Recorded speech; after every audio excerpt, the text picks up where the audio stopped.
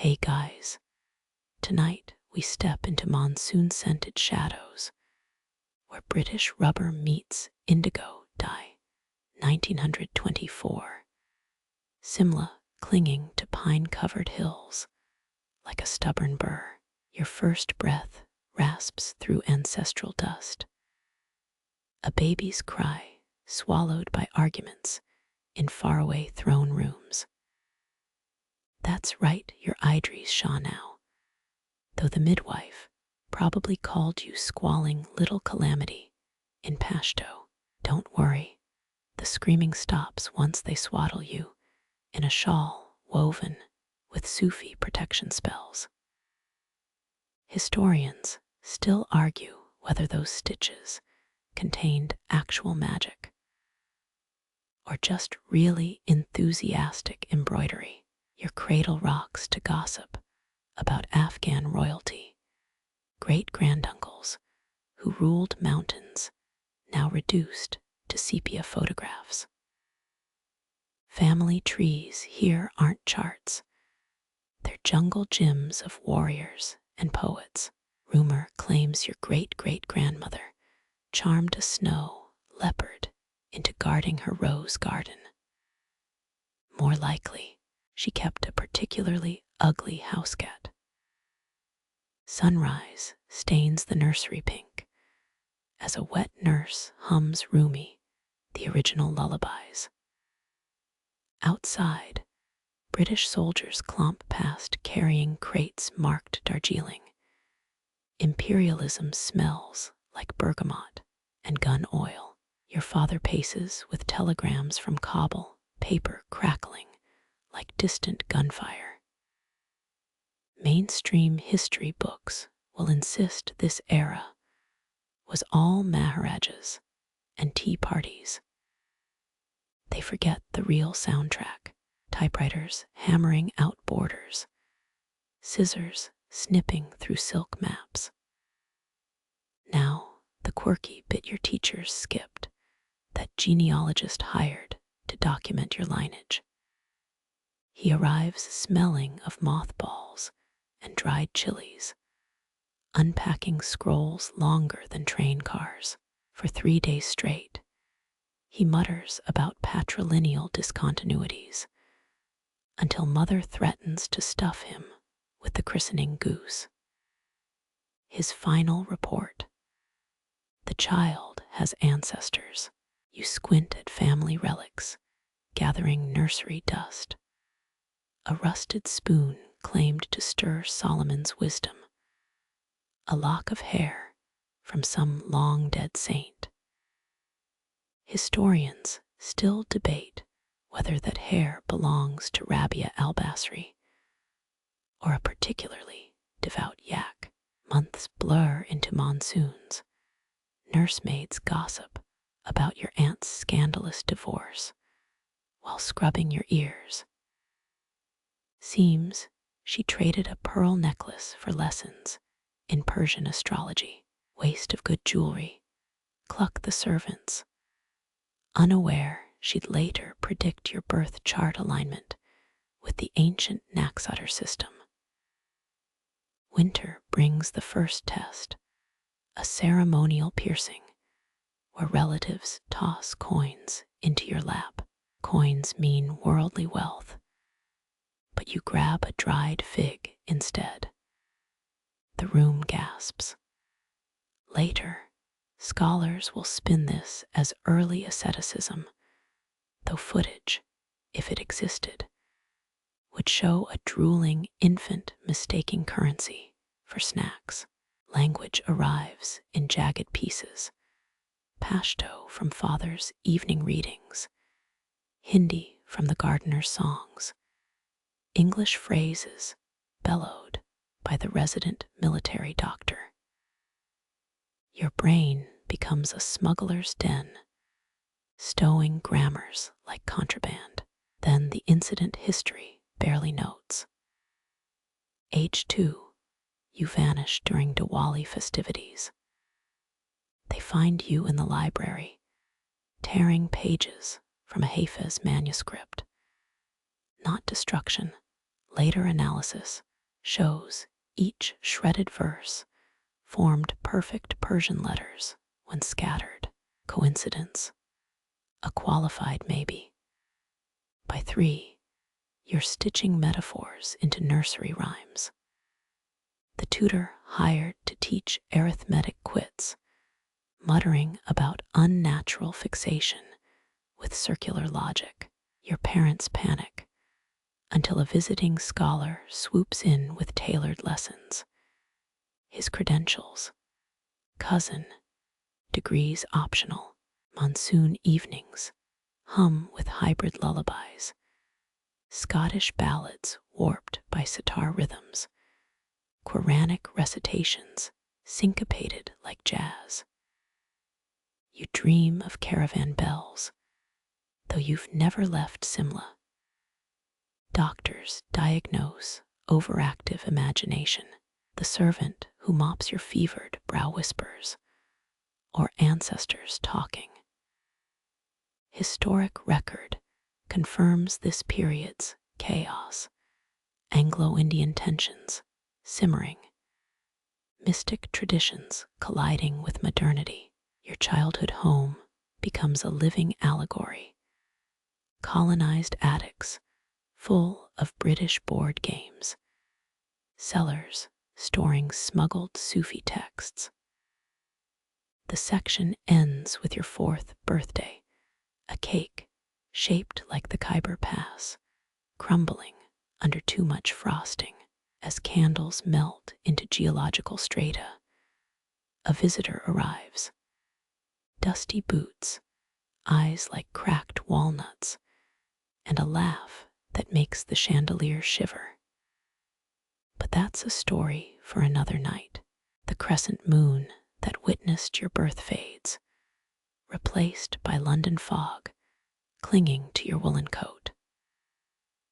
Pipe smoke and damp will chase you through Kensington Gardens, your Afghan father's voice competing with a hissing gramophone.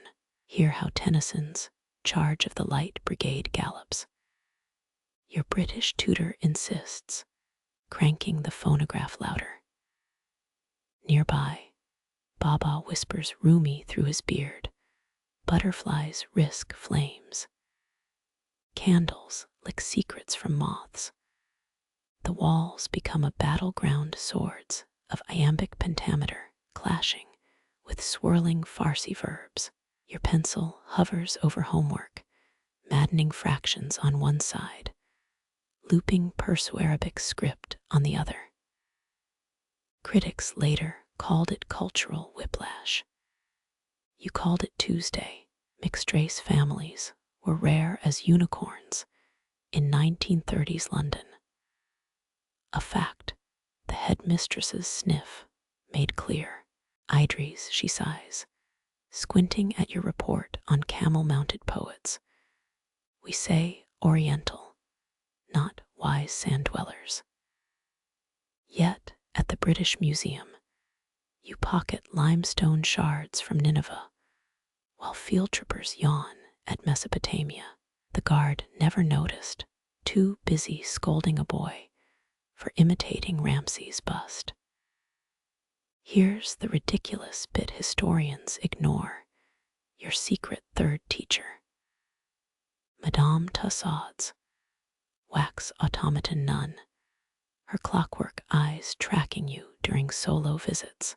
Sister Agnes heard your first attempts at storytelling, the original non-judgmental listener.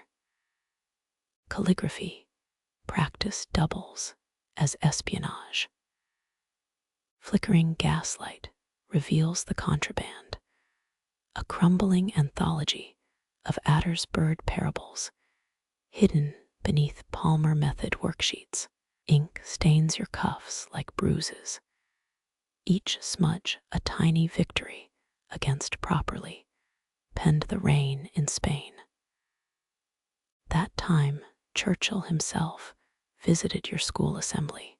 You're 7, staring at his pocket watch chain while he bellows about empire. His cigar ash brands the lectern, a gray snowflake melting into wood grain. Later, Baba jokes. Even his hiccups sound like colonies being seized. The war scrapbook becomes your Rosetta Stone. German bombers redrawn as iron ghouls from Shahnameh myths, Stukas sporting Div's fangs, and Rostam's leopard skin helmets. Your nanny frets over Luftwaffe maps, peppering the floor, until you explain their treasure charts for invisible gin. Historians still argue whether your father's ancestral tailies were authentic or cocktail party embellishments, but you recall the steel beneath his silks, how his hands shook describing a shepherd ancestor who outwitted Tamerlane. Coal fire shadows danced that night, or were they listening? Smash cut to your 10th birthday, 2 gifts clashing like cymbals, Mama's practical fountain pen, Baba's forbidden oud, smuggled from Cairo via 3 intermediaries. Its pear-shaped belly hides smuggled scores, microscopic notations between verses of God save the king. The real education happens after curfew, while London sleeps. You dissect walrus ivory chess pieces, their Arsacid night carvings teaching oblique strategy. Dawn finds you reenacting battles, pawns as Sufi wanderers, bishops as stubborn mullahs, checkmate tastes like cardamom and weak tea. Compromise becomes your unsentimental tutor. You master cycling past Big Ben in a top hat, while reciting Al-Ghazali's paradoxes under your breath. Schoolmates mock your lunch's rosewater scent, until you trade saffron walnuts for their stale digestives. Victory through confectionery. That fumbled act of rebellion, switching the church choir's hymn leaflets with Rumi couplets. The vicar's purple face when altos trilled, come beyond wrongdoings and right doings. This field has no limits. Mama grounded you for a month, but winked while confiscating the poetry books. When influenza pins you to bed, 2 medicines battle it out. Doctor's cod liver oil versus Baba's humming, low dervish drones that vibrate the fever from your bones. Recovery smells of menthol and myrrh. The last page of your childhood ends mid-sentence. Evacuation orders arrive, train tickets pinned to the kitchen corkboard. You pack lightly, but that smuggled oud weighs heavy in its case. London fog swallows the platform. Somewhere, a needle finds Tennyson's record, scratchy hoofbeats, fading as steel wheels clack eastward. The real charge was just beginning. The evacuation train deposits you in a Cotswold's village smelling of wet sheep and blackout paint. Host family walls press closer than London flats, their Tudor beams crouching like disapproving uncles. Ration books pile beside your bed, their coupons outnumbered by pressed juniper leaves from Baba's last letter. Mrs. Peabody's educational outings involve scrubbing church brasses till your hands reek of polish. But Sundays, the village green transforms.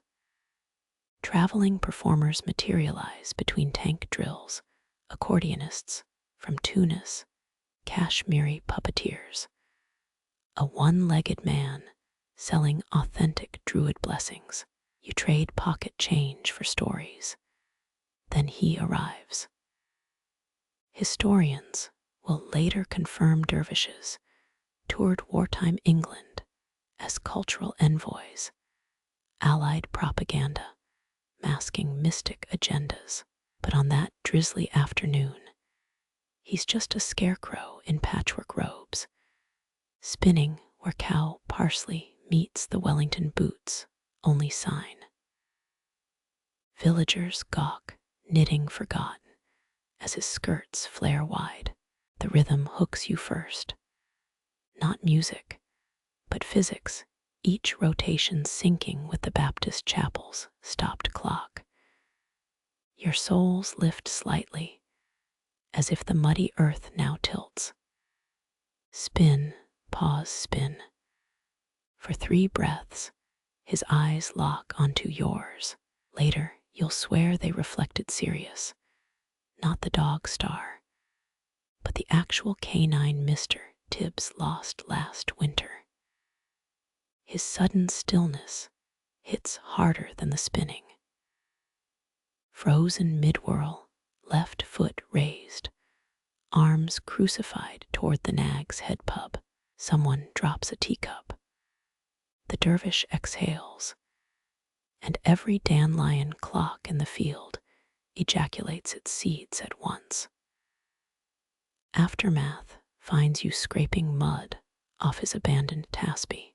The 33 beads radiate residual warmth, like bread fresh from the oven. Scholars still debate whether Sufi prayer beads retain thicker vibrations.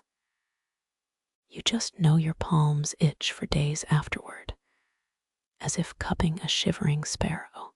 Mrs. Peabody mistakes your trance for impudence. Stop gawping at heathens. She scolds, oblivious to the rosary hidden in your gas mask case. That night, you restring it with fishing lines stolen from the village idiot, his giggles echoing as you pluck each knot. The beads become clandestine teachers.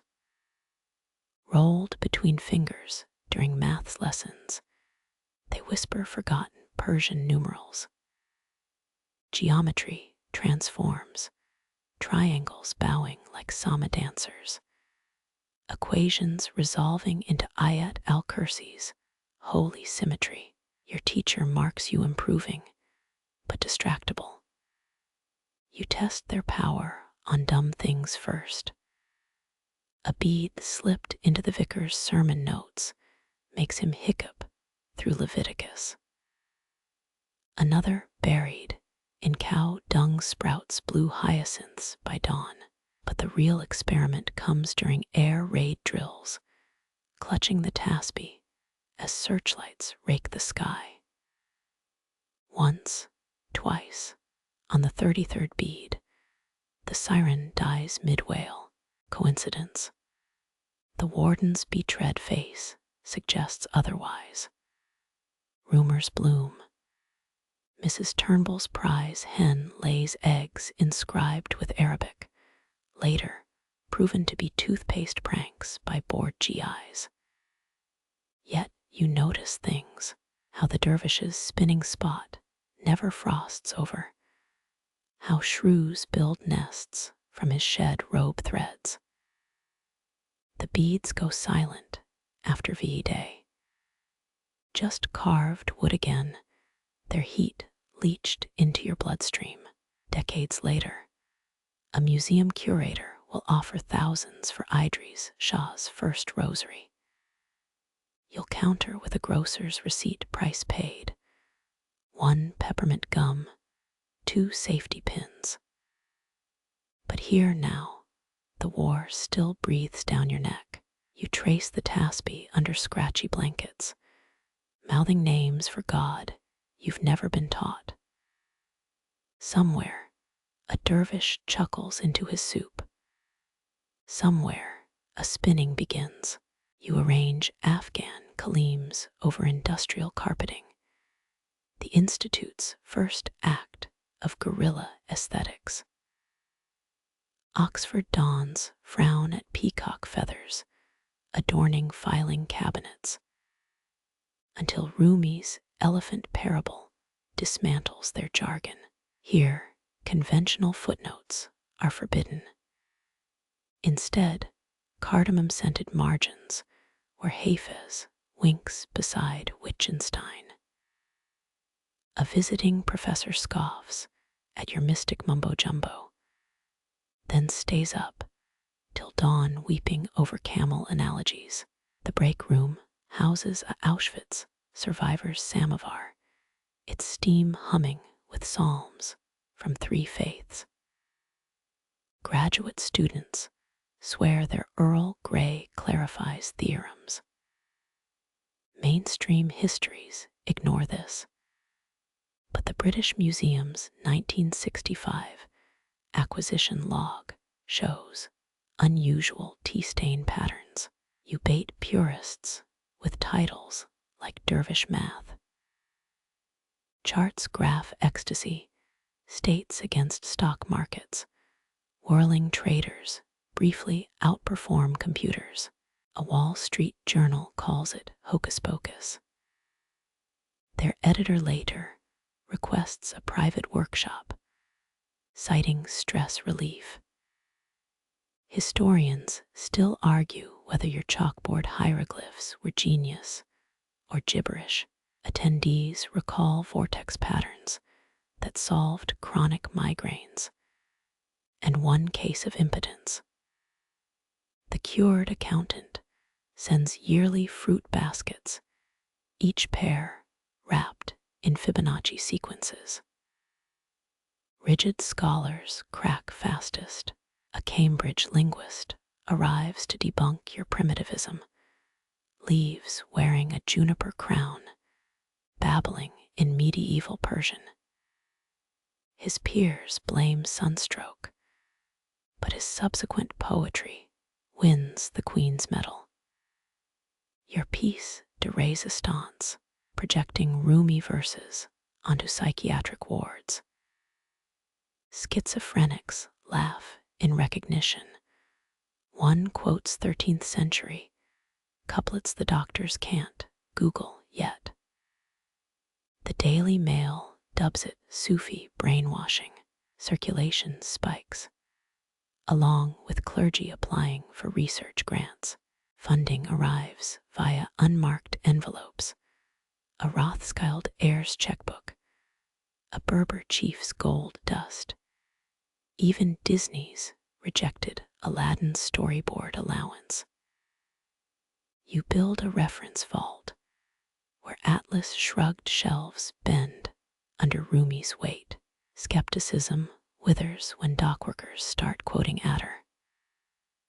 A crane operators union adopts whirling during lunch breaks.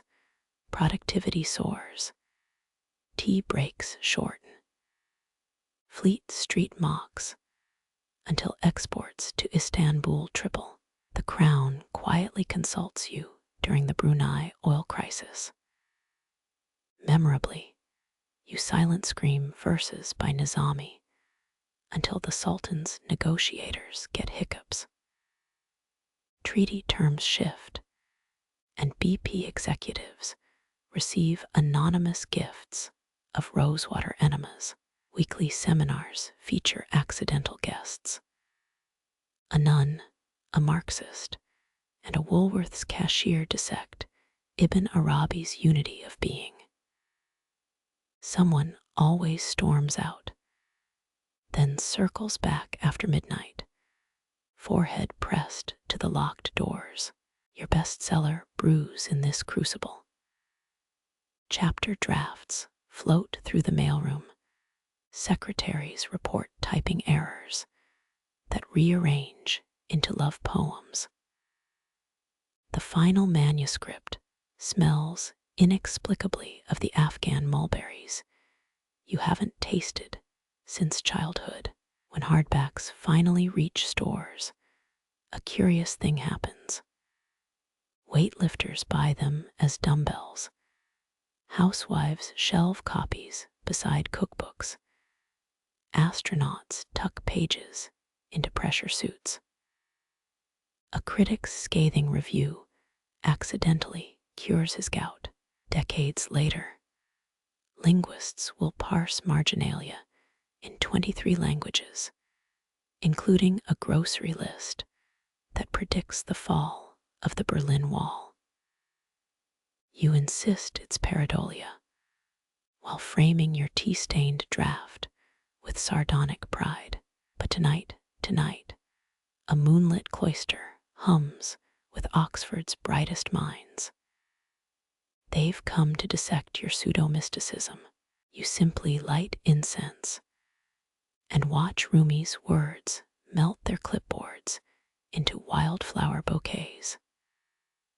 The linen-wrapped manuscript hits New York shelves. Your publisher fears. The title font looks too Bedouin.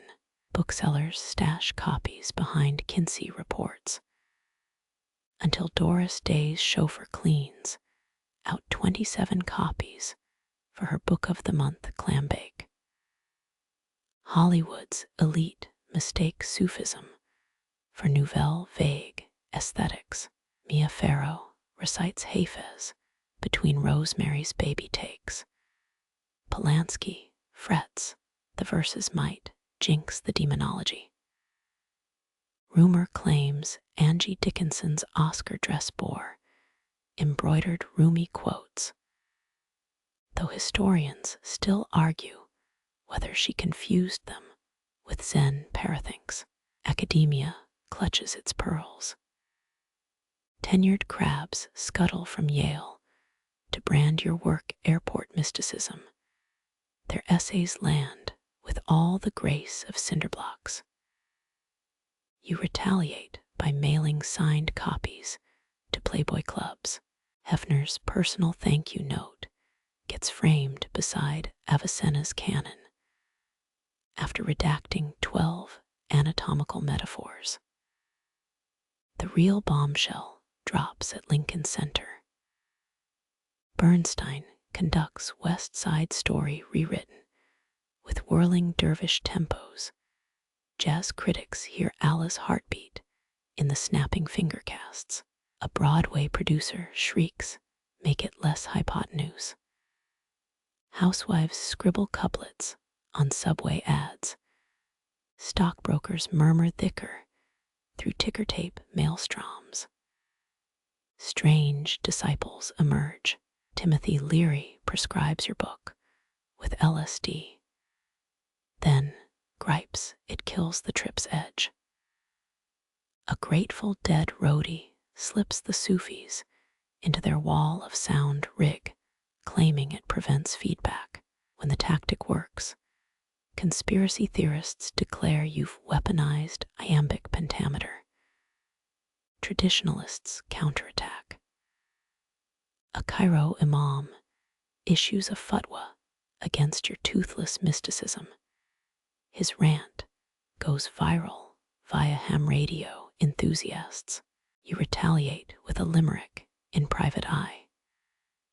Purists miss the joke, but Heathrow Customs confiscates 700 seditious Kawali cassettes that week. Salvation arrives via Woolworth's bargain bins.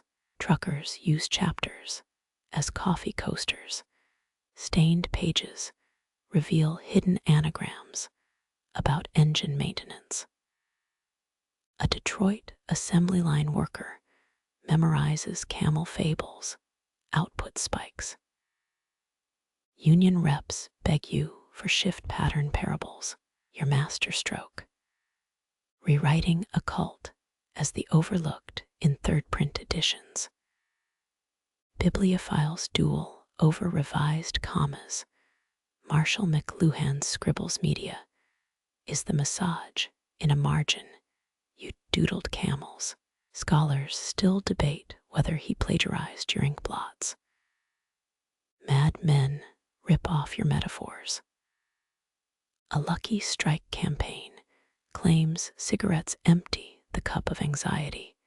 You sue and settle for lifetime menthol royalties.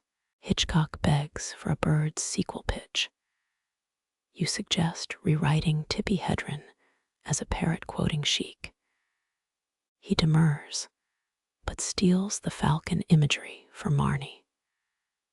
The ultimate test comes at a UNESCO gala. Sartor glowers as you quote his existentialism back through Nizami's lens. His translator forgets to conjugate verbs. The ensuing cocktail chatter births 3 new Dadaist manifestos. By solstice, taxi drivers worldwide recount Mullah Nasruddin jokes. A Kuwaiti prince mints commemorative coins bearing your nostrils. The design flaw makes them jingle like camel bells. Historians will later find paramount storyboards where Dorothy chants Sufi koans in Oz.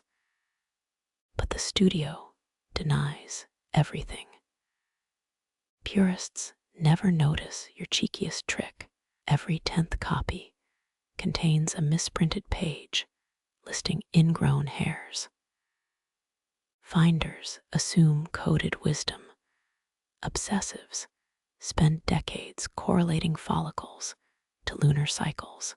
You donate their letters to a Bologna contemporary art exhibit, labeled the itch of comprehension. When libraries finally shelve the Sufis under philosophy, you're already mailing page proofs to Tuareg salt traders. Their annotated notes inspire a bonus chapter. UNESCO later declares it intangible cultural heritage. The original scribbles, smuggled via falcon post, wrapped in Elizabeth Taylor's discarded sari. You stake a desk beneath Marrakesh's blood orange sun, inkwell filled with Saharan silt. Manuscript pages flutter like unruly camels, each parable a mirage dissolving if stared at directly. Secretaries beg you to clarify metaphors. You hand them shovels. Dig, you rasp, or at least build a decent sandcastle. Swapping fountain pens for reed styluses helps. The scratch recalls caravan wheels on salt flats. A Berber elder gifts owl feathers for quills, but they only write in reverse. Testing confirms it. Your grocery list emerges mirror scripted. Historians still argue whether this inspired your counterintuitive truth chapter or just gave you a cricked neck. Publishers demand structure. You mail them a sack of uncarded wool, postage due. When they splutter about market trends, you cite 7th century cloth merchants. Pile high, sell cheap, you wink. But always leave room for moth miracles.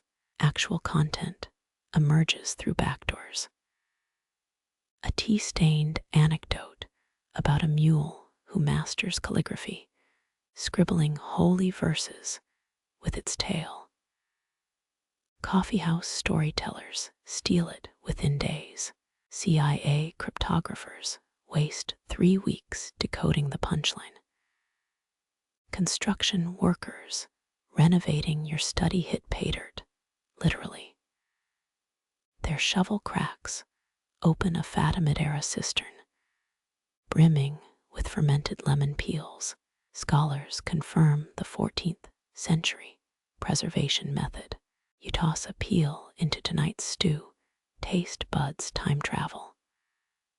Locals whisper you've distilled Ibn Battuta's sweat. Rhythm proves trickier.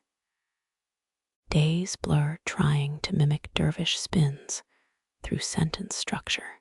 A failed experiment leaves 7 pages typed entirely in Morse code. Your editor quips, brilliant, if we market to lighthouse keepers. Salvation arrives via a busker's broken ceinture. His instrument wails like a heartbroken hyena. The cadence unlocks everything. You tip him with a parable about overtipping. He throws it back, demanding coins. Lesson learned. The breakthrough chapter writes itself during a simoom. Sand infiltrates the typewriter, each grain acting as punctuation. Critics later hail the gritty authenticity, unaware you'd forgotten to close the window. Caravanners themselves provide unwitting edits. A Tuareg guide repositions your commas while you nap. Breaks should match camel strides. When challenged, he shrugs. Your ink smells lazy. 12 best-selling aphorisms emerge from that insult. Traditionalists accuse you of plagiarism until you trace their original sources to your own margin doodles. One particularly pompous review borrows phrases verbatim, including your shorthand for bathroom break. Public readings turn theatrical. Audiences receive Ram's horn megaphones. The echo transforms couplets into communal chants. A Brooklyn performance accidentally loops through subway announcements. Commuters report epiphanies at DeKalb Station. Your boldest choice. Printing chapter headers with invisible ink.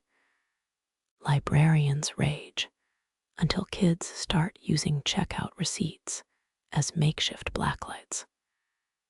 Circulation doubles. Purists miss the irony.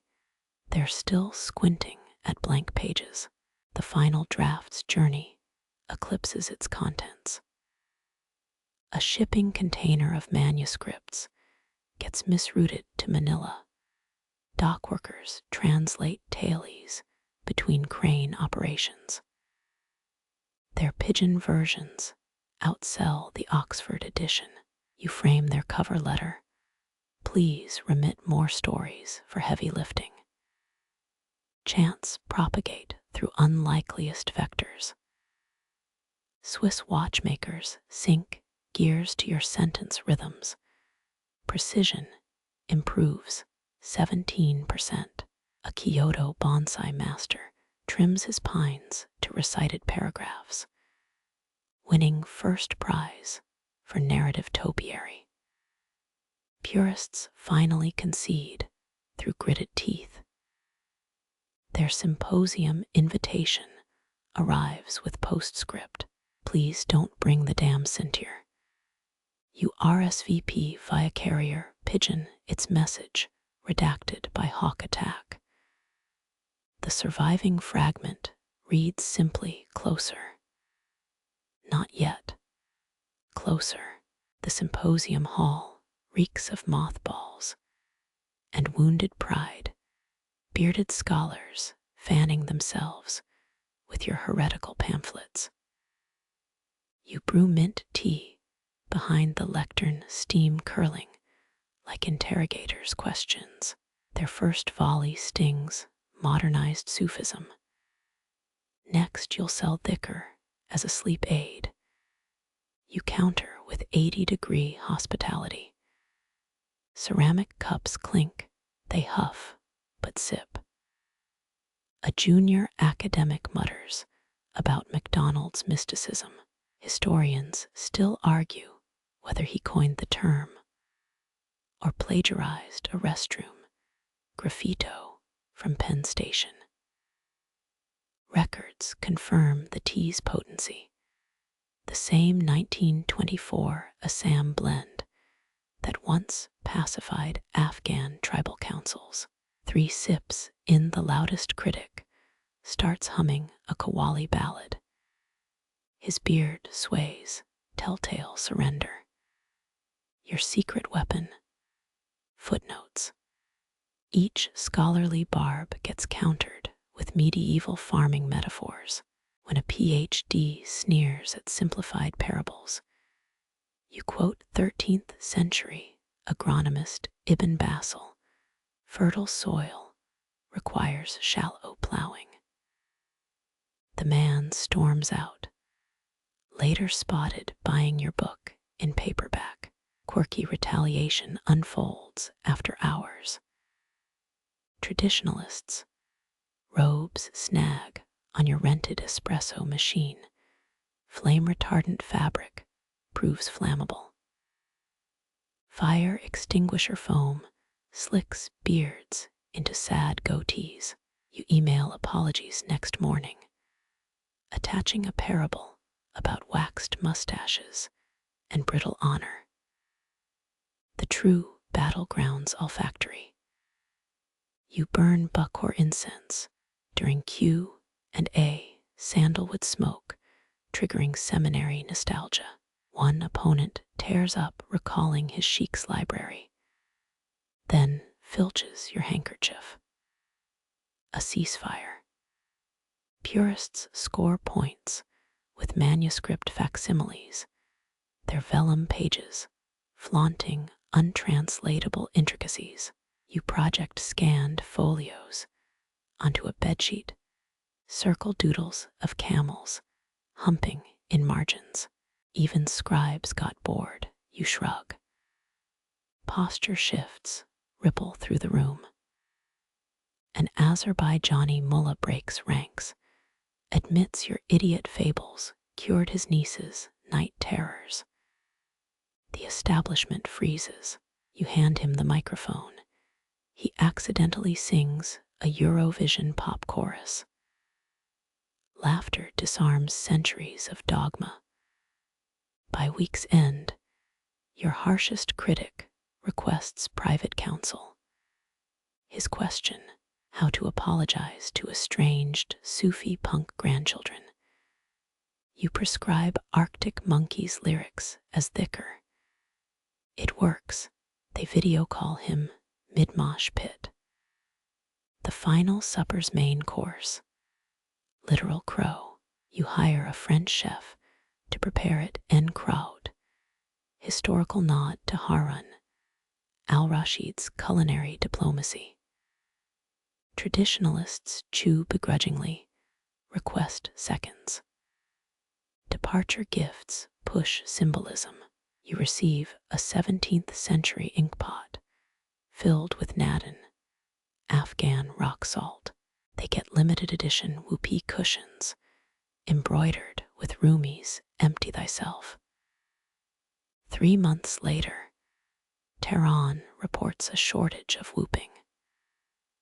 Last sight, the symposium dean pirouetting in the parking lot. His assistant whispers, early onset dementia. You know better. The man's knees remembered what his mind forgot. Back home, a package waits. Return address smudged. Inside lies the Lisbon Conference's guestbook. Every signatory added a rhyme. Your finger traces the final entry, a single word inked backwards. The wax-sealed package crackles open, an advance copy of tailies of the dervishes smelling of printer's ink and mischief. Page 1 slaps you with a paradox. Socrates astride a donkey debating Athenian tariffs with a fig vendor. You snort, then blink as the joke pirouettes into truth. Printers initially refused the manuscript. Records show a typesetter's angry marginalia. Since when do donkeys quote Heraclitus? Pentecostal stockrooms later stored the first edition, a mainstream fact verified by 1967 shipping manifests. The Holy Rollers forklift driver supposedly became the book's first fan. His dog-eared copy still circulates in Alabama truck stops. Fables ambush highbrow defenses. A Basel professor annotates the king's ear, a parable of monarchs and earwax, only to mail you his Nobel medal. anonymously. Historians still argue whether it was genuine or a bratty grad student's prank. The Royal Mint remains suspiciously silent. Your favorite tale blooms in wartime. Pentagon aides slip the dervish and the tank into briefing packets. Gulf War commanders later credit it with sparing a Medina oil field. The quirky twist: Defense Department censors redacted all camels, citing operational security. Literati scorn melts fastest. A New Yorker editor mocks the book at Algonquin lunches. 3 weeks later, her column praises its Zen slapstick. Readers spot her shopping a self-help book titled How to Laugh at Your Own Footnotes. Dissidents weaponize absurdity. Belarusian protests feature puppets reenacting the vizier who forgot his pants. State TV blusters. But KGB archives reveal agents chuckling in surveillance vans. Even secret police crave punchlines. Domestic upheavals unfold. A Utah housewife mails her husband's stamp collection. Apparently, he quoted Nasruddin's stamp of Folly Tale while leaving for a spiritual sabbatical in Vegas. The collection funds your first Catalan translation. Unexpected royalties pour in. Oakland gangs license the thief's apology for street murals. Tokyo bankers commission a robot to recite parables it malfunctions, quoting Lao Tzu instead. You cash the checks by a broken hydroponic farm. Why? Because the manual said start with ruin. Traditionalists counterattack with parchment. A Kabul mullah's fatwa condemns the book. Then his daughter's college thesis cites it as feminist scripture. He disowns her publicly, sends apricots to your office privately. The accompanying note: for the hydroponics, sleepwalkers anchor the revolution. Night nurses report insomniacs giggling at the woodcutter's lecture, a fable about arguing with owls. Doctors note fewer anxiety cases on full moons, though skeptics blame antihistamine marketing. The strangest fan mail arrives scrawled on a diner placemat. A short-order cook diagrams how the mule's calculus improved his béarnaise sauce. You frame it beside that Nobel medal, the closest you'll get to culinary physics. Europe's literati crumble last. A Parisian critic's hatchet job backfires when his toddler memorizes the fish who sought dry land. Daddy's scathing review is now bedtime lore set to a accordion lullaby. Final vindication stinks of livestock. The Smithsonian requests your desk chair for a Sufi humor exhibit. They display it beside an animatronic donkey, nodding sagely. Purists boycott until the bot malfunctions. It recites discards between brays. Visitors weep laughing. Years later, a graffiti artist tags the statue's hoof. The tag. Historians still argue whether Nasruddin's donkey farted in F major. You send them a thank you note, written in disappearing ink. The hydroponic farm's failure sprouts unexpected wisdom. You hose down wilted kale while reciting Rumi. Neighbors gossip about that mad chap singing to vegetables. Let them. Enlightenment blooms faster in compost. You ditch the guru uniform, no more velvet hats or fake Sufi scars. A Manchester tailor mails angry letters about your new wardrobe. Flannel shirts, thrift store slacks. Historians will later link this shift to 1973's oil crisis. Spiritual austerity mirroring petrol rationing. The correlation makes you cackle over discounted tinned beans. Workmen's boots become your sacred sandals. You trudge through Heathrow customs. Security confiscates a tangerine. Misses the Ibn Arabi quotes scribbled on your boarding pass. A flight attendant eyes your scuffed toes, slips you a first-class upgrade. Truth needs legroom, she whispers. You tip her with a koan about airline peanuts. Office parks double as meditation halls. During a typing pool seminar, you argue photocopiers are perfect Sicker machines, their hum mirroring the breath. Jams teaching surrender. Secretaries trade eye rolls. Until Dorothy from accounting mails her shredded W-2 forms. Uncle Sam's illusion, her note declares.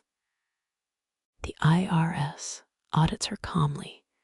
Agents leave with transmuted grimaces. Grocery lines reveal cosmic patterns.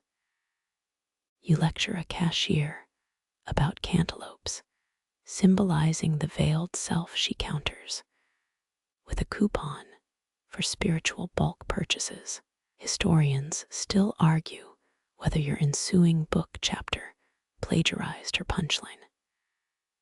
The original receipt, framed beside your Nobel medal, blotched with avocado pulp. Detractors attack via ladies' magazines. A columnist mocks your laundromat liturgy philosophy until her Maytag breaks mid-rant. You send a repair manual annotated with Sufi parables.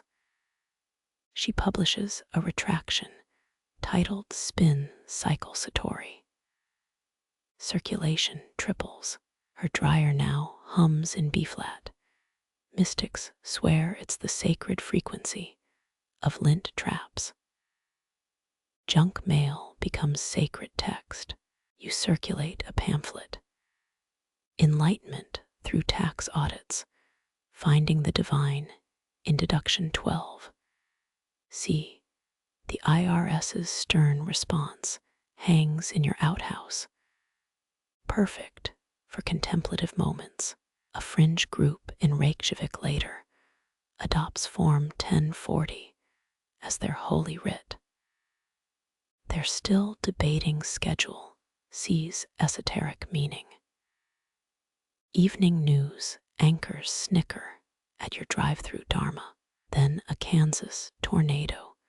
Survivor credits your Burger King bathroom meditation technique with saving her life. Network execs beg for interviews.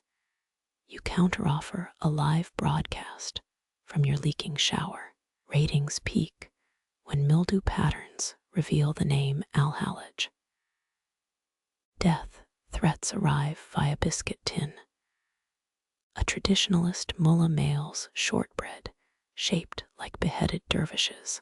You serve them at your next lecture, crumbling idols into communal tea.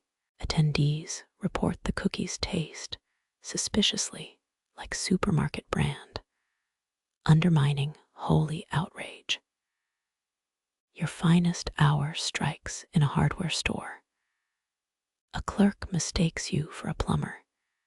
You spend 40 minutes explaining pipe fittings as cosmic allegories. He nods gravely up, sells you a deluxe plunger. Later, his son revolutionizes Sufi studies with the treatise O-Rings of the Heart.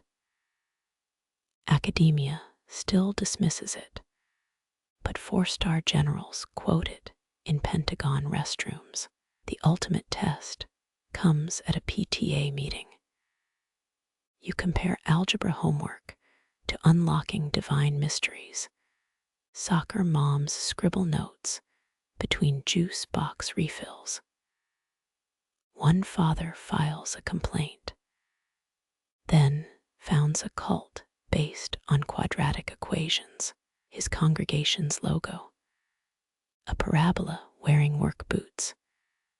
Legacy crystallizes in a lost and found box. Your battered thermos sits beside orphaned mittens. Someone's taped a note. For the tea-drinking prophet. You leave it there. Let the next seeker sip mystery. Years later, a barista claims it taught her latte art through steam patterns. Historians dismiss it. The thermos sells at Sotheby's as relic of the real. Final vindication smells of diesel. A long-haul trucker tattoos your face on his bicep, replaces the word guru with mechanic. You request one edit, add oil stains for authenticity. He laughs. The needle buzzes like a forgotten Zikr chant. A Manhattan bookstore displays your new work, upside down, the title dangling like a bait trap. Wisdom of the Idiots hits shelves in July 1978. Same week, NYC hosts its first Satanic Panic Conference. Coincidence? The cashier's name tag reads Mullah. You tip him with a joke about retail mysticism. His yawn becomes your first review. Literary critics swarm like wasps at a picnic. A Yale theologian denounces the book during Sunday Mass, accuses you of heresy via knock-knock jokes. His congregation misses the irony. They're too busy snickering at camel fart footnotes. You mail him a whoopee cushion labeled Divine Wind. Tracking shows it's stuck in customs, probably getting blessed by anxious clerks. Fans misinterpret the title as self-help. Letters flood in executives beg for idiocy training. Housewives request enlightenment through burned toast. You forward them to a comedy club's mailing list. 2 months later, improv troupes report record ticket sales. Historians still argue whether you invented punk philosophy that year. Clipped safety pins make decent meditation beads. The controversy peaks on Good Morning America. A panelist compares your parables to spoiled yogurt. You counter by reading kosher certification laws in a Gregorian chant. Ratings spike. Later, the host's toupee slips mid-rant about intellectual bankruptcy. His stylist quits to study Sufism. Your boldest stroke comes unscripted. During a Harvard debate, opponents wave medieval fatwas like concert posters. You unzip your luggage, dump 17 rubber chickens onto the podium. Meet my thesis committee, you announce. Tenured jaws clench. PhD candidates film the fiasco on Betamax. One chicken later surfaces at Woodstock 79, painted with Rumi quotes. Detractors pivot to vandalism. Someone mails a Quran smeared with peanut butter. Pages stick together at the angry parts. You sandwich the mess between 2 waffles. Serve it as interfaith breakfast. Bite marks suggest the courier sampled it. Recipes circulate through underground seminaries. still used during interfaith retreats. Anarchists adopt you as mascot. Their zine reprints chapters alongside bomb-making guides. You respond with a teddy bear giveaway. Scotland Yard raids the print shop officers, leave clutching stuffed animals. Surveillance tapes show one constable whispering confession to a plush snout. The Vatican's response arrives via airmail dove. A cardinal's handwritten note praises chapter XI's takedown of pride, requests anonymity for obvious reasons. You frame his stationery beside a ficus tree. Both require abundant sunlight and discreet watering. Botanists later identify leaf patterns mirroring the Roman curia's floorplan. Pure coincidence or arboreal espionage. Fringe theorists flock to your doorstep. A ufologist claims your book decodes alien transmissions hidden in microwave static. You gift her a broken toaster grate for decoding bagels. She establishes a cult based on burnt offerings, tax exempt, status pending. Final vindication smells of grease paint. A Broadway flop adapts your work as musical farce. Actors juggle while singing Ibn Sina's canon. Critics pan it. Sufi tourists keep it running 97 weeks. Cast parties feature ceremonial pie fights. The cream splatter patterns allegedly spell Allah. Stagehands swear by it. Union demands hazard pay for heavenly messages. Your retreat begins at a Coney Island arcade. Skee-ball tickets become lecture vouchers. Teenagers trade them for wisdom between chili dogs. The machine jams on your final roll, spitting out 7 tickets, spelling idiot in smeared ink. You tip the attendant. He uses your dollar to unclog a cotton candy machine. Sticky threads spiral upward, tracing the exact curve of your last book's question mark. Kabul's August heat sticks like a woolen coat. You step over power cables, snaking through palace gardens. The year is 1979, 6 months before Soviet tanks cross the Amu Darya. Diplomats circle you like nervous kites. Their briefcases click with hidden tape recorders. You unzip yours. Cassettes of Adder's Conference of the Birds rattle beside state memos. A warlord eyes the tape's music. Directions. You smile. His bodyguard hums along to the hiss. Royal advisors serve pomegranate sherbet in bulletproof glassware. One mentions offhand Afghanistan's last king secretly recorded folk ballads on Edison wax cylinders. You make a note. Check BBC archives for singing monarchs. The ice melts faster than ceasefire promises. Through arched windows, you spot poets bribing guards with couplets instead of cash.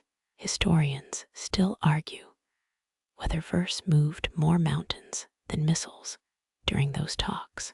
Night falls, you trade your cufflinks for a taxi ride to Chicken Street. The driver blasts 80s pop from a boombox, duct taped to his dashboard. Madonna, he grins, our new national bird. You gift him a cassette, side A, farming subsidies data. Side B, Rumi's odes to donkey wisdom. Years later, he'll play it during the siege of Kabul tank crews, pausing their advance to hear love is the marshal, our hearts his prisoners. Backroom negotiations taste of cardamom and gun oil. You pass a note to a turbaned commander. It's a grocery list mirroring the agenda. Olives equals ceasefire zones. Rice equals refugee aid. Pepper flakes equals withdraw Russian advisors. His chuckle sends coins vibrating in teacups. Across the table, a Soviet attaché folds origami tanks from meeting minutes. You counter with paper nightingales, their wings creased from border maps. The quirkiest proposal comes via bakery courier. A non-loaf hides microfilm of tribal marriage songs. Elders insist musical genealogies could erase blood feuds. That night, you play a groom's drum solo over embassy speakers. Security guards beat nightsticks against marble, unwitting participants in the first interclan rhythm treaty. Morning exposes the comedy. A poet spy slips verses into your jacket. His villanelle accidentally describes the defense minister's mistress. You rewrite the rhyme as a children's lullaby. It becomes popular at military nurseries. State TV demands royalties. You pay them in allegories. Chaos peaks when someone mistakes your briefcase for an arms delivery. Guerrillas unpack cassettes instead of cartridges. A commander's son plants one in his Walkman. His next ambush gets postponed. He's too busy weeping at Hafez's guzzles. You exit the country as monsoon rains blur checkpoints. Customs finds 47 tapes in your luggage, all labeled agricultural subsidies lecture 4. The agent plays one. Hears a bard's voice, older than fertilizer. These crops need watering, you insist. He stamps your passport with a proverb, its ink still smudging departure records. 3 weeks later, BBC Persian Service reports a strange trend. Afghan farmers are burying Sony Walkmans in wheat fields. They swear the ground of Adder's voice doubles their harvest. Agricultural experts rave. Botanists quietly study lyrical germination rates. Your final memo to the Foreign Office gets accidentally leaked. It recommends replacing all embassy alarms with Santa music claiming intruders would stop to tune the strings. Colleagues find you feeding pigeons at Hyde Park. Their coos synced to your cassette players were.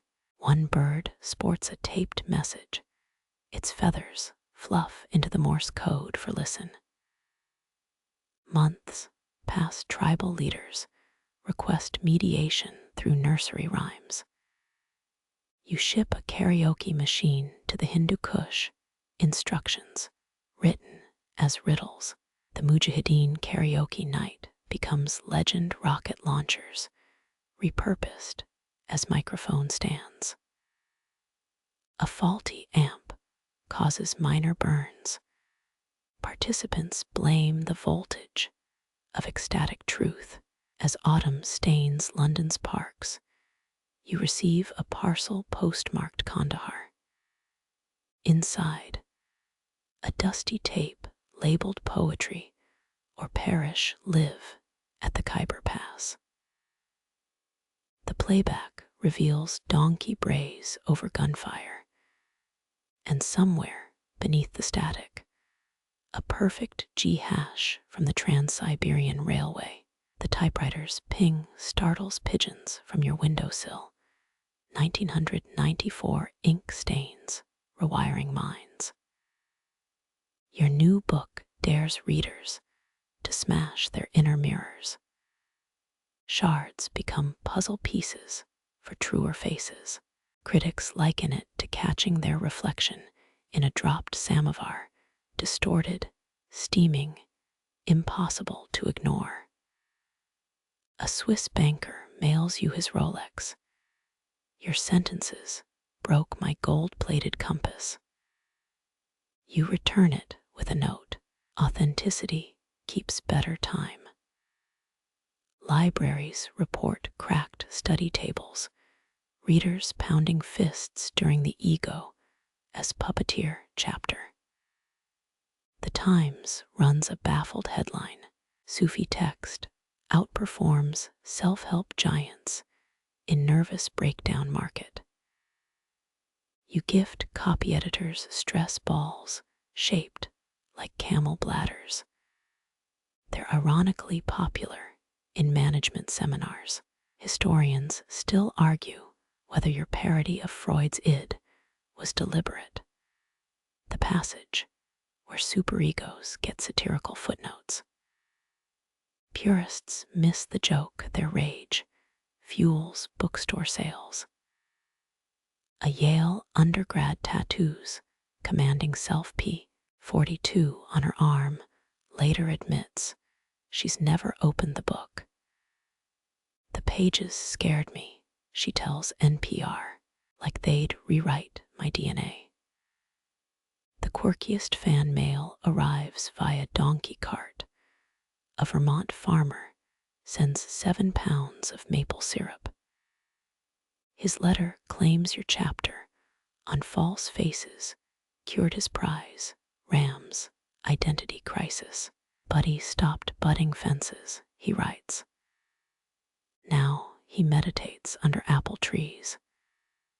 You spread the syrup on toast. It tastes suspiciously like ordinary grade A TV hosts bait you with gotcha questions. Isn't this just Buddhist philosophy with a keffieh? You smirk. Buddha didn't have to file London taxes. Their blink becomes a reaction gif. Hash enlightenment struggles trends for 9 hours. A Parisian gallery exhibits shredded book pages as ego confetti. Visitors pocket scraps. Security cameras catch CEOs sneaking fragments into wallets. The Louvre requests a display you counteroffer to graffiti winged victories, missing arms, with Rumi quotes. Your publisher panics when bookstores demand hazard pay. We've had 6 existential crises in the philosophy aisle. One manager complains. You suggest installing espresso bars. Label the cup's liquid courage for Chapter 9. Baristas report customers ordering double-shot reality checks. During a Dublin lecture, a man hurls his toupee onto the stage. You've exposed my last hiding place, he wails. The crowd funds its framing. It still hangs in a Belfast pub's hall of surrender. Controversy peaks when a Texas megachurch screens pages through projectors. Congregants swear they saw Jesus editing your manuscript. You mail their pastor a Chinese letter, REPLY postcard. He interprets the emptiness as divine approval. By winter, airports stock your book beside chewing gum and trauma memoirs. A TSA agent flips through Chapter 12. Forgets to confiscate your nail clippers. Got distracted by your bit on emotional baggage, he mutters. You consider writing a travel edition, the commanding carry-on. One sleepless night, you draft definitions for the weathered cassettes arrive from Kabul. Their tapes still echo donkey brays overlaying war, a dissonant harmony. You slip one into the manuscript's second printing, hidden in the index, under silence. Strategic uses of the final mirror cracks unexpectedly. A Hollywood agent option writes for a rom-com adaptation. Your refusal letter becomes required reading at film schools. Some selves shouldn't be commanded by focus groups. Students doodle samovars in the margins, waiting for the steam to clear. The oak-paneled lecture hall smells of mothballs and ambition. You adjust the mic, while tenured skeptics suck their teeth. A Harvard nameplate reads Department of Cognitive Studies. You've substituted Freud diagrams with whirling dervish sketches. Objective analysis. You murmur into the PA, it echoes like a dare. Try studying fire without burning. Silk ties loosen in the front row. A grad student's pen hovers above her notebook. You wink. Write this down. Universities are just caravanserais with vending machines. Her laughter cracks the tension. 3 professors stalk out clutching their endowed chairs. CNN calls it the Sufi siege of Ivy Towers. Footage shows your chalkboard covered in camel cartoons. Later, you learn Brown University added the commanding self to their core curriculum, alongside Plato and Prozac manuals. Anthropologists still debate whether your parody of Jung's archetypes caused a campus-wide identity crisis. Fraternity boys started quoting Ibn Arabi during keg stands. The quirkiest rebellion blooms at MIT. Engineering undergrads build a meditation gyroscope based on your notes. It shorts out during finals week. Protesters carry its smoldering husk, chanting Allahu. Campus security mistakes it for a rave.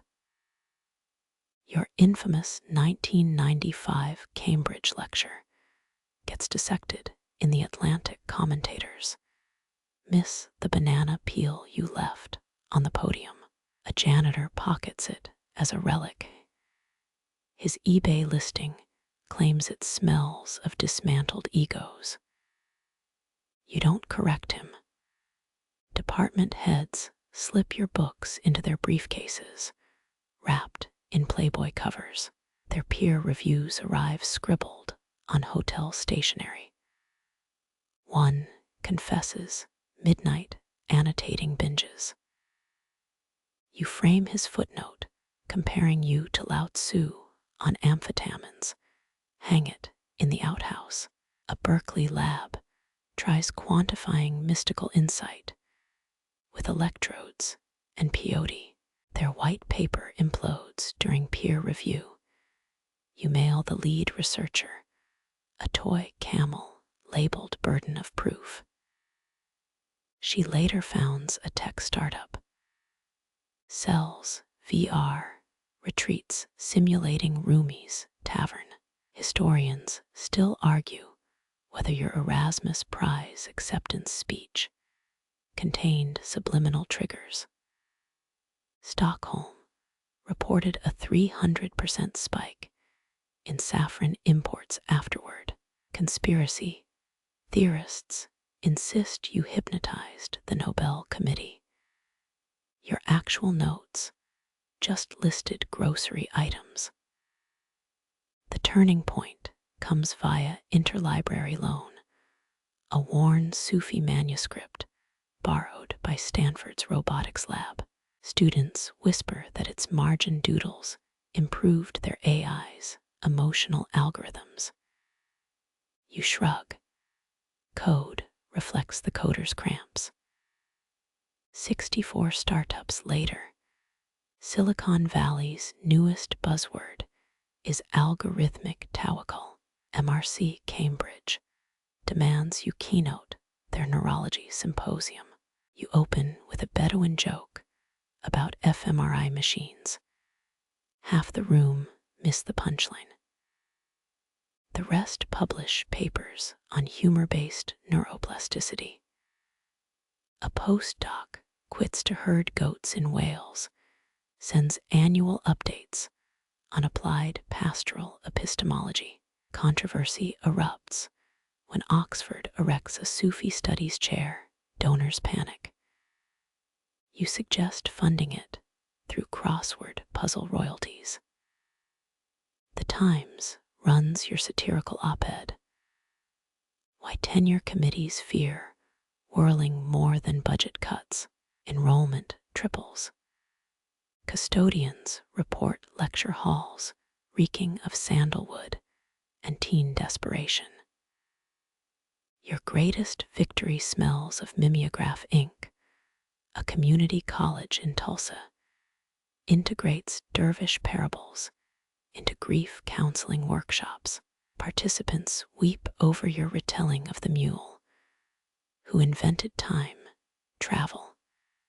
The dean mails you a Doctor of Applied Paradox degree. You wear it to jury duty. The bailiff chuckles until deliberations end in unanimous absurdity. By semester's end, textbooks include disclaimers. Caution may induce perspective shifts. Barnes and Noble shelves your work in both philosophy and home improvement. A marketing intern's joke that outsells Zen, and the art of motorcycle maintenance. You autograph a copy for her, inscribe it for the shelver who unboxed enlightenment. The tenure wars climax at Yale's annual colloquium. A theologian and physicist duel via whiteboard equations. You interrupt by spinning in place. Your jacket flares like a dervish robe. 23 academics join the Whirl Campus Security, films it for their Christmas party. Retirement rumors swirl after you decline an honorary doctorate.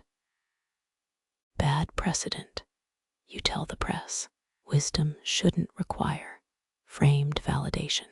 A janitor overhears, later tattoos your refusal speech across his shoulders. You gift him a feather duster. He starts a YouTube channel called Dusting for Truth. The last invitation comes from a Kabul university. Their fax machine bleeds through 3 time zones. You reply with a cassette tape. Side B contains nothing but a donkey's contemplative bray. The philosophy chair plays it during faculty meetings. Reports say dissenters now vote via hoofbeats. Candlelight licks oak-paneled walls that once housed Henry VII's disbanded monks. Their Gregorian chants fossilized in the beams. You set a weathered Sufi drum on the lectern. 19 students lean forward like sunflowers. Someone's iPhone dings. You hum a Mughal lullaby until tech shame silences it. The air tastes of beeswax and ungraded papers. A Cambridge exchange student mutters about Foucault. You lob a dried fig at him. Eat first, you smirk. Then dismantle power structures. His nibbling syncs with your parable about a hungrier disciple. Langton Lodge's secret. The Tudor-era floorplan mirrors a Mevlevi Samhain. Historians still argue whether Henry VII's commissioners missed the alignment deliberately. You demonstrate by spinning counterclockwise. Your shadow becomes a sundial hand pointing to maybe. 3. Art history. Majors hyperventilate. Tonight's text. Rumi's feud with his favorite teacup. You distribute chipped mugs from the charity shop. Break them after use. You deadpan. A pre-law junior trembles. Her corporate internship starts Monday. Later, the recycling bin overflows with ceramic shards. Campus custodians nickname it the humility bucket. Your infamous cough interrupts the camel allegory. 15 pens freeze mid-steno. Apologies, you rasp. Emphysema gremlins staging a coup. The pre-med contingent debates corticosteroids versus sema-ritual. You prescribe honeyed ginger instead. Their group chat later trends evidence-based mysticism. A draft stirs the candles. Flames stretch like warning fingers. You recount the 9th century Sufi who mapped constellations using Baghdad's sewer grates. Scholarship isn't a chandelier, you whisper. It's the match struck in the privy. The gender studies chair snort laughs into her chai. Mid-lecture, you produce a 1970s Casio keyboard. Play a digitized version of Nasruddin's Donkey Bray. 10 students recognize the Kabul tape controversy. Their knowing smirks melt when the melody shifts to a Bengali lullaby. Snotty tissues bloom across desks. The quirky reveal comes during Q, and A, your pointer, taps a wall panel that once concealed illicit communion wine. Acoustics improved when they stuffed snail shells in the mortar. You confide. An architecture student later laser scans the bricks, discovers spiral patterns matching 16th century Venetian glassblowers designs. You quote Bettina Brentano von Arnhem's letters to Goethe. Watch eyebrows furrow at the German romantic reference, then pivot to Afghan truckers' highway hymns. Same longing, you shrug. Different sparkles in the rubble. A complet PhD candidate weeps into her Foucault anthology. The cough returns as you dissect necessary uncertainty. A pre-med freshman rushes to fetch water. You chant Ibn Sina's hydration mantra louder with each step. By the time she returns, the class has memorized the 12th century physician's water prayer. Final exercise. Critique Descartes using only farm animal metaphors. The hockey team's captain nails it. I stink. Therefore I am a goat. You award him a wrinkled Sufi comic book. Its margins contain Kiarostami's unpublished film notes. As shadows swallow the lectern, a voice pipes up, why here? Why now? You gesture to Henry VII's initials carved near the fireplace, their edges softened by centuries of fingers. Same reason they sanded down a tyrant's graffiti, resonance over relics. Security kicks everyone out at midnight. You linger, tracing Tudor-era nails in the lectern. Their iron ridges match the street plans of Bukhara. The caretaker finds you whispering to a moth, circling the last candle. Hospital fluorescents bleach the walls. That same moth from Langton Lodge flutters against a no-smoking sign. The oncologist's words hang like a swung lantern. Stage 4. Aggressive. 6 months. You pocket her pen, jotting on your own scan. Pain is the donkey. I am the rider. Nurses gossip about your chart margins, medical hieroglyphs mingling with Rumi couplets. One resident recognizes the handwriting. Her thesis quotes your commanding self-footnotes. She sneaks in apricot jam from the staff fridge, spooning sweetness onto your dry tongue. Your drip stand becomes a makeshift lectern. Interns crowd in, pretending to check vitals as you dissect Avicenna's cancer theories. 11th century Persia had better bedside manner, you croak. They prescribed rosewater enemas and hope as the main course. A junior doctor Googles frantically, discovers Ibn Sina did prescribe floral suppositories. The pain's crescendo comes at 3 a.m., a biopsy needle channeling desert simoom winds. You laugh, startling the night nurse, recalling 1940s hypnotists who used nonsense rhymes for anesthesia. Higgledy-piggledy, tumor so riddled why, you chant. Her clipboard clatters. She joins the improvised limerick. Shift report labels you the metastatic bard. Visitors arrive with forbidden contraband. A student smuggles in lamb biryani under her hijab. You feed half to the moth. It dies fat and happy. The biryani container later surfaces in radiology technicians debate whether turmeric residue resembles a lung scan. Your daughter arrives with unopened fan mail. You dictate replies between morphine hazes.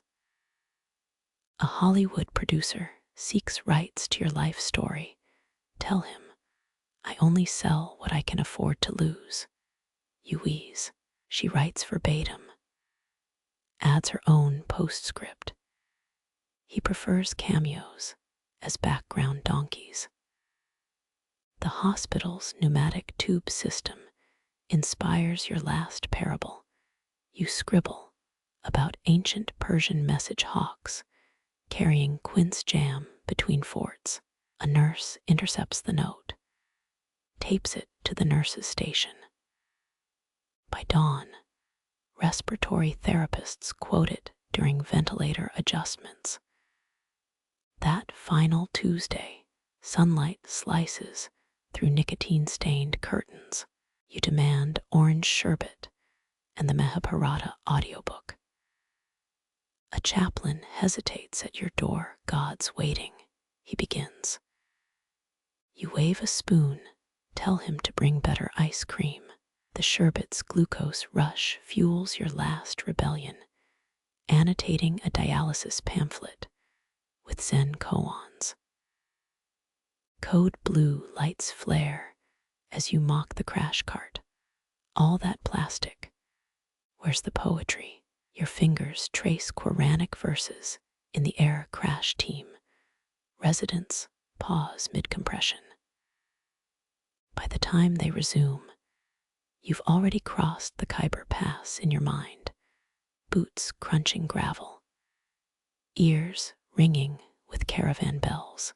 The discharge paperwork lists metastatic adenocarcinoma.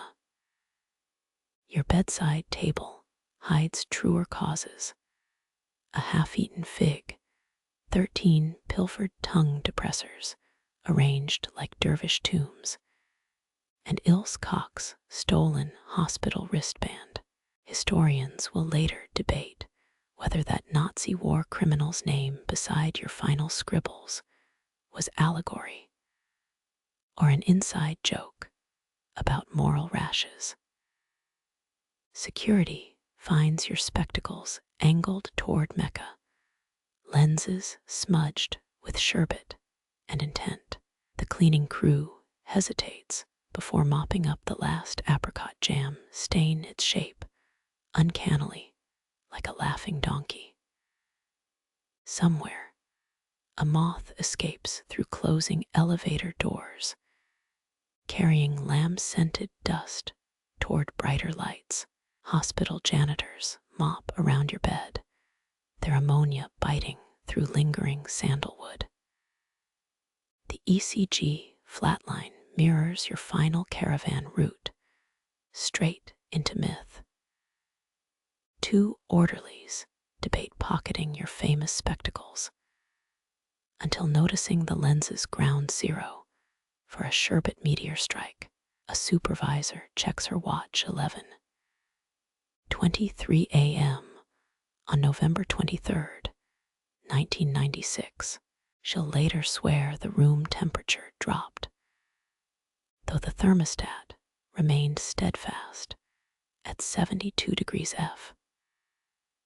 The nursing student from your apricot jam days arranges tongue depressors into a mini cigarette, one per Sufi principle. Her clinical instructor confiscates it, until spotting the seventh depressor etched with IOU1 infinity. Your Afghan rug gets rolled up, trapping crumbs from 100 clandestine lectures between its threads. Someone's iPhone flashlight reveals your final floor doodles etched in betadine, a donkey juggling stethoscopes. The mortician finds 13 quince seeds in your pajama pocket, arranges them on the embalming tray like a smuggled constellation. Night shift nurses replay your code blue, laughing at the spectacle of residents arguing over compressions. He'd have scored them 2 stars on TripAdvisor, murmurs the charge nurse. She pockets your half-empty jam jar later, planting time in it, because soil needs sweetness too. The imam whispers prayers while eyeing your Mecca-tilted spectacles. His iPhone compass insists you're 37 degrees off, but he adjusts his Qibla app anyway. Janitors buff away the apricot stain for 3 hours, its donkey silhouette stubborn as a parable. Someone leaks your medical chart to Reddit. Conspiracy threads bloom was the Ilse Koch wristband a critique of medical ethics. A TikTok medium claims your ghost haunts ICU room 12, but it's just the moth chewing through a potato chip bag. Your daughter arrives with a velvet pouch, collects the quince seeds, but leaves the tongue depressors. Let the interns keep their toothpick Stonehenge, she says. Historians still argue whether the Mecca-facing glasses were pious alignment, or you trolling them from beyond via refractive miscalculation. The biohazard bin claims your hospital gown. A volunteer rescue dog sneaks off with it, later found napping in a seminary courtyard. Theology students photograph the saline-stained fabric, decoding IV patterns as secret surahs. At shift change, the palliative team finds your Quran splayed open to "We belong to God, and to Him we return." The spines creased at that page 79 times, 80 if you count the coffee ring. Your Parker pen vanishes, reappears months later in a Baghdad bookshop, signing Sufi comics. The radiator coughs your final dust, motes into sunlight. Some become stardust. Most settle on a nurse's lashes during her cigarette break. She doesn't brush them off. Your bed gets wheeled away, leaving 4 wonky floor tiles where the legs dented linoleum. Maintenance chalks it as structural damage. Night auditors disagree, swear the dents form Arabic letters when viewed from the janitor's closet. Someone mounts your spectacles in a shadow box, forgets to clean the left lens. Decades later, pilgrims will lick the sherbet grit, claiming it tastes like lost childhood summers. The right lens stays smeared, an intentional Rorschach test for the ego. As they zip the body bag, a porter hums higgledy-piggledy. The melody infects the cancer ward for weeks. Oncology patients clapping offbeat during chemo drips. Your daughter smuggles out the death certificate, doodles a donkey in the coroner's signature box. The last thing they remove, a post-it on the sink. If you're reading this, bring baklava. Housekeeping debates for 7 minutes, then orders honey walnut pastries from the Turkish cafe downstairs. They eat in silence, sticky fingers turning pages of abandoned paperbacks you never finished. Your final heart rhythm gets framed in the staff lounge, a flatline postcard from nowhere. New hires ask why it's labeled destination reached. Old nurses wink, check the fax machine sometime. At midnight, a janitor's radio catches static, your 1977 lecture on dissolving ego. She mops slower until the broadcast cuts to infomercials. Her spouse complains she's late. She lies, elevator trouble. Truth is, she sat listening to dead air, hoping for one last punchline about donkeys. The Bioethics Committee revokes your chart access posthumously. Too many marginal koans, confusing interns. Your primary oncologist develops a sudden stutter, which clears when he quotes your wisdom of the idiots at grand rounds. They replant your windowsill mint, roots clinging to a yogurt cup labeled temporary. 1994. Botanists will later marvel at its hybrid vigor. Unaware you watered it with leftover chai and paradoxes. As the morgue van idles, a resident checks your pupils one last time. Instead of fixed dilation, she swears she sees caravans, tiny camels plodding across desert corneas. She blinks. They're gone. The parking garage swallows your remains, tailpipe exhaust swirling into a brief dervish dance. Security cameras capture nothing except a moth circling the license plate light. Its wings beat the exact rhythm of your final limerick. The locker creaks open, its combination unchanged since your 1973 lecture tour. Archivists gasp at 7 manuscripts wrapped in Harrod's napkins, and half a cruller preserved by London smog. The cover note drips jam, burn what doesn't make you laugh. P.S. the donuts for asses. Scholars cluster like vultures over carrion. One academic cuts her thumb on page edges. Your marginal sketches of pickled philosophers sting deeper than paper cuts. The treatise on serious clowns gets leaked to BuzzFeed.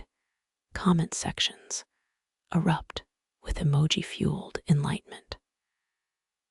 A grad student finds pressed violets in chapter 5 until realizing they're old band-aids from your Nairobi spill. Your annotated Quran translation surfaces Allah's mercy compared to a laundromat's change machine. Traditionalists screech blasphemy. Sufi tick-tock duets it with Taylor Swift lyrics. Conservators X-ray the cruller, discover raisins spelling oops in Persian shorthand. Chemists confirm the glaze contains your patented chai ink formula and enough sugar to preserve a mammoth. Historians still argue whether your snack stash was mystical foresight or just ADHD. The sixth manuscript devolves into nursery rhymes. Tenured professors debate latent shamanic codes until a janitor's kid points out its lyrics for Sesame Street. Dervish edition. CNN runs the story as breaking news. Pundits solemnly analyze Big Bird's hypothetical turban. One page lists forgotten racehorses, their names mirroring Ottoman sultans. Track enthusiasts' pilgrimage to your grave. Leave sugar cubes and racing forms. Bookies quote your lucky 99 parable during Kentucky Derby pre-shows. The final text baffles cryptographers. Its alphabet blends Cyrillic, emojis, and IKEA instructions. Only when a Swedish teen reads it aloud during her wisdom tooth removal does the dentist's office levitate 6 millimeters. The ADA issues a statement, then quietly revises its sedation guidelines. Your assistant's scribbled addendum surfaces, Idries said Chapter 12, would awaken the Queen's corgis. Palace staffers deny everything, but Carlos the footman gets spotted buying dog treat yarmulkes on Etsy. Coffee rings on page 7 reveal a treasure map. X marks your old Hammersmith pub's boiler room.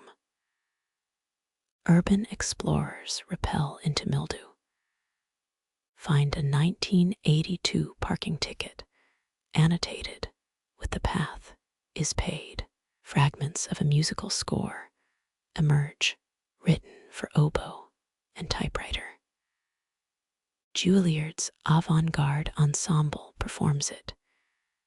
Critics call it the oral equivalent of a Chinese letter winking nun. Spotify playlists trend until car warranties ads hijack the algorithm.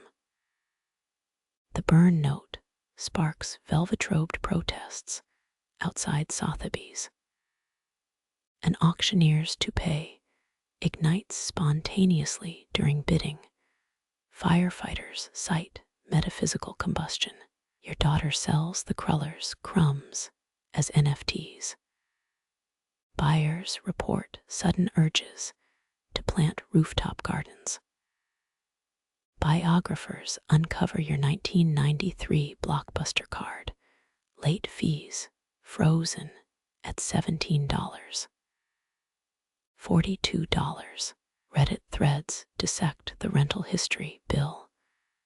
And Ted's excellent adventure, outsampling Rumi commentaries 3-1.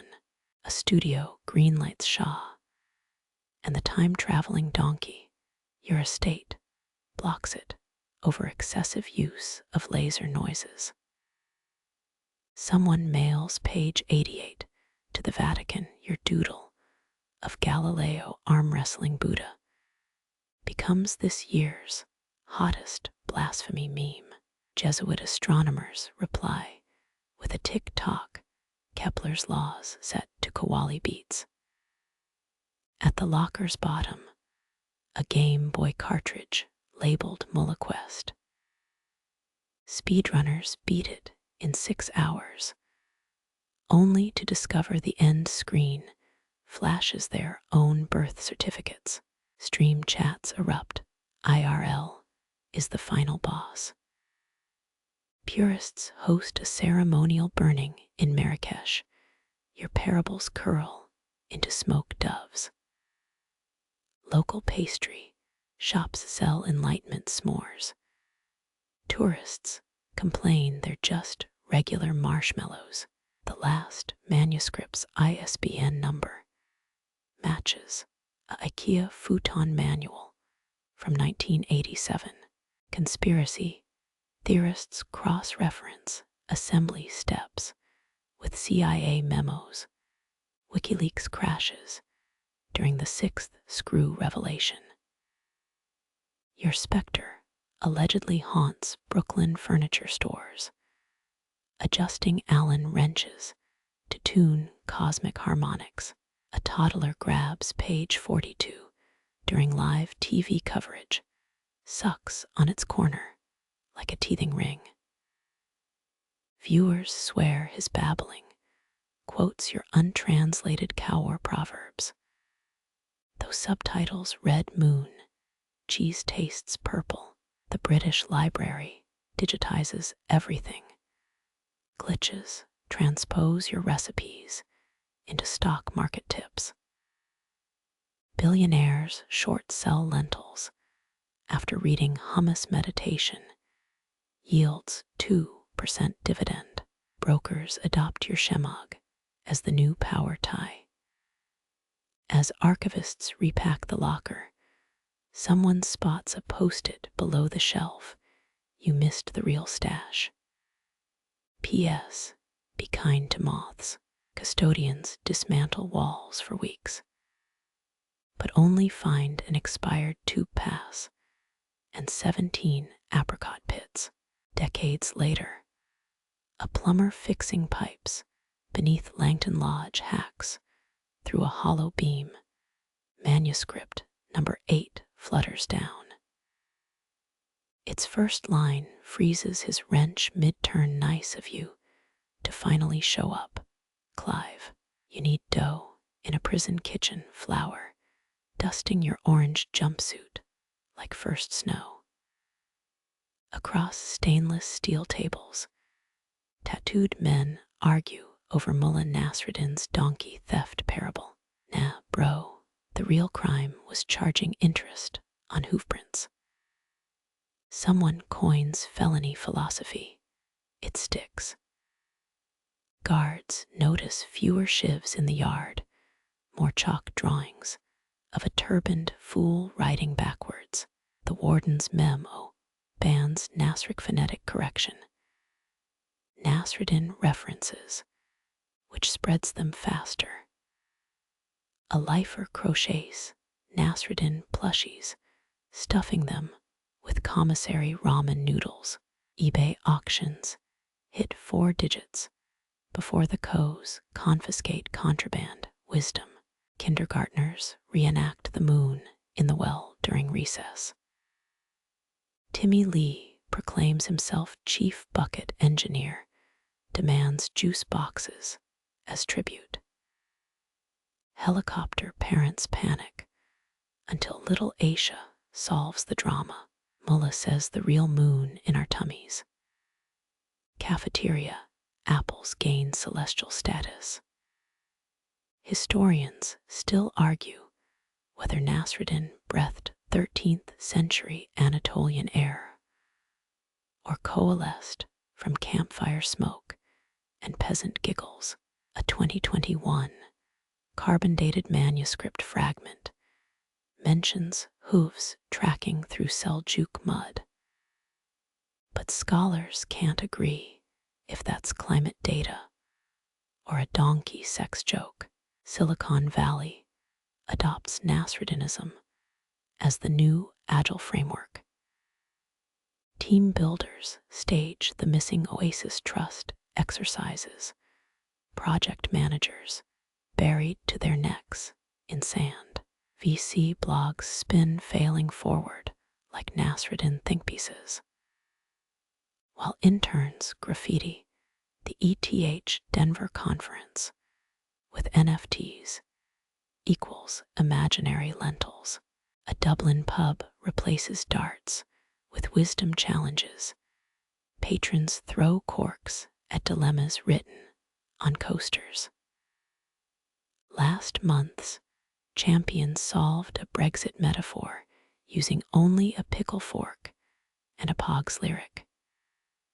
The trophy, a ceramic chamber pot, labeled the Grail. You smirk when a Coptic priest and imam jointly perform the blanket argument in Cairo's Tahrir Square. Their punchline, the fabric of faith needs breathing room, trends globally until fast fashion brands co-opt it for linen ads. Disney's live-action Mughal casting leaks, Zendaya rumored to play both the wise fool and his donkey. Sufi Twitter roasts the CGI test footage. That's not a celestial smirk. That's TMJ syndrome. Purists countercast Muppets. Statistically, Kermit's nose, wrinkle nails, Nasruddin's epiphany face. Interpol intercepts a shipment of enlightened figs from Turkey. Customs forms list you as the exporter. Each dried fruit contains a microparchment with R-rated parables censored by medieval scribes. The black market rebrands them as halal fortune cookies. An Idaho farmer plants heirloom wheat in Nasruddin's fool's spiral pattern. UFologists swarm his fields after crop circles appear, though locals admit Bud Watkins' drunken tractor skills explain a lot. The grain sells as mystic granola at Whole Foods, $14.99 per ironic pouch. You sip chai in Islamabad as a street vendor's cassette player belts Nasruddin jokes remixed with trap beats. His toddler bounces on an overturned bucket, every bass drop synced to the donkey who sued for back wages. Auto-tune hadiths echo through the bazaar merchants, except Venmo now. A Dutch neuroscientist maps punchline recognition, your brain's aha. Moment looks suspiciously like early stage enlightenment. Pharma companies race to patent devotional dopamine. Clinical trials get derailed when subjects keep giggling through MRIs. The UN translation AI short circuits while localizing the soup stone fable outputs instructions for enriching uranium. Diplomats nervously laugh it off, then quietly revise sanctions paperwork.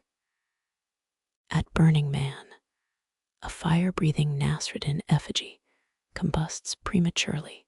Crispy dreadlocks smell like patchouli and regret. Rangers post no wisdom without permit signs. Anarchists respond with guerrilla puppet shows in porta-potty queues. Your ghost lingers where punchlines bloom. Third graders snickers during detention. Grandmas wheezy cackles over mahjong tiles. That one perfect fart noise during Zen meditation retreats. The Wi-Fi password at Heathrow's Terminal 3. Nasruddin got Wi-Fi, and for once, the connection's divine. You swipe past TikTok thirst traps, your thumb pausing, where a 19-year-old barista lip-syncs Nasruddin jokes over steamed milk art. Her hashtag #latte, wisdom sparks global foam wars. Seoul's heart-shaped, enlightened cappuccino versus Melbourne's passive-aggressive. That's what SHEIK, said mochas. Comment wars erupt. Until someone notes the prophet never used oat milk. YouTube's algorithm cradles you next.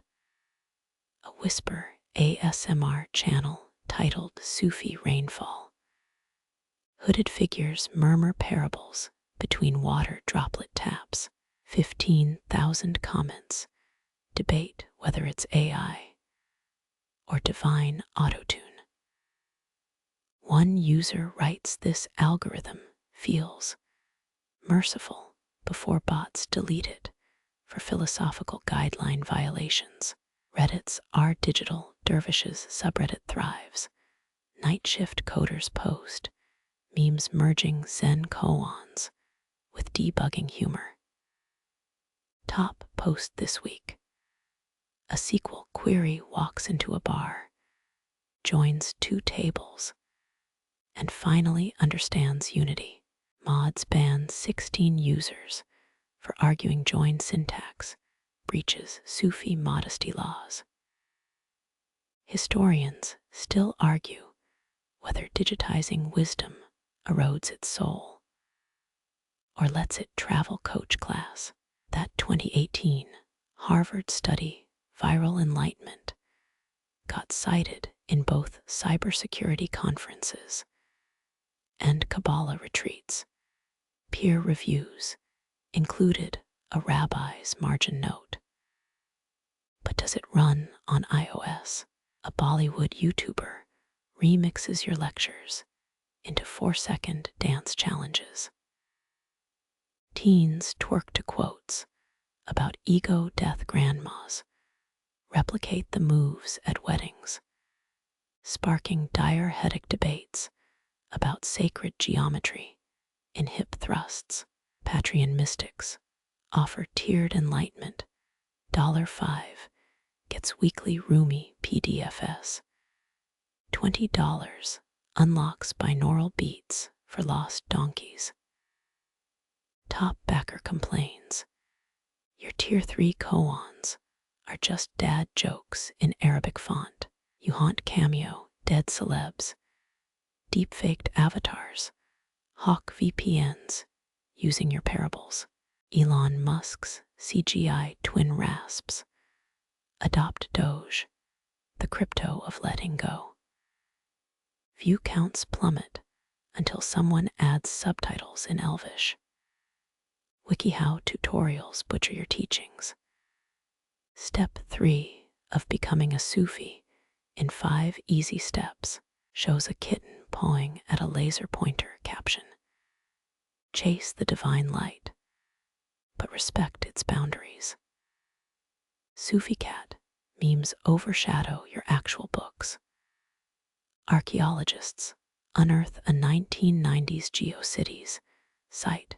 Your early HTML poem, dervish.exe, still loads. Webadmins debate preserving its broken links, while malware bots mine it for crypto wallet phrases. Twitch's top streamer speedruns your biography, glitching through moral dilemmas using exploited paradox engine code. Donation alerts blast the Adhan chat spams mashalapoggers. Mods time out anyone typing skill issue during the ego death boss fight. An AI trained on your works starts spitting pickup lines. Are you a lost hadith? Because I'd search all 6 volumes for you. Mosques block its IP. Tinder unblocks it after a 40% match spike. Uber drivers in Marrakesh play your audiobooks. Tourists think it's vibe-setting ambience until the Celestial Taxi chapter autoplays. One Yelp review raves. Better than NY Quill. Missed my flight, achieved self-awareness. Teen hackers backdoor school filters. Replace math, quizzes with Nasruddin riddles. Principals threaten expulsions until test scores inexplicably rise. The valedictorian speech. Sometimes the donkey is the teacher. Podcasts dissect your legacy between mattress ads. A self-proclaimed Sufi influencer claims you astral projected to fix her Wi-Fi. 4 million downloads. and one cease and desist from Comcast. Your Google Maps voice pack misdirects pilgrims to taco trucks. Those who comply report transcendent carne asada. Birria tacos dripping with what online reviews call greasy nirvana. A Minecraft server builds pixel-perfect replicas of your Kabul study. Players solve parable puzzles for enchanted books. Speedrunners beat the game using a single dirt block, while forum guides insist the real treasure was the metadata. Instagram poets crop your quotes until they fit over sunset reels. A viral post states breathe like the universe owes you weight. Is that Shah or Dr. Seuss? Credited to a deep well wisdom. Your ghost lingers in autocorrect fails. Devout texts about inner peace that recommend pizza emojis. Disciples debate whether it's divine humor or Apple's servers mocking their Wi-Fi only enlightenment.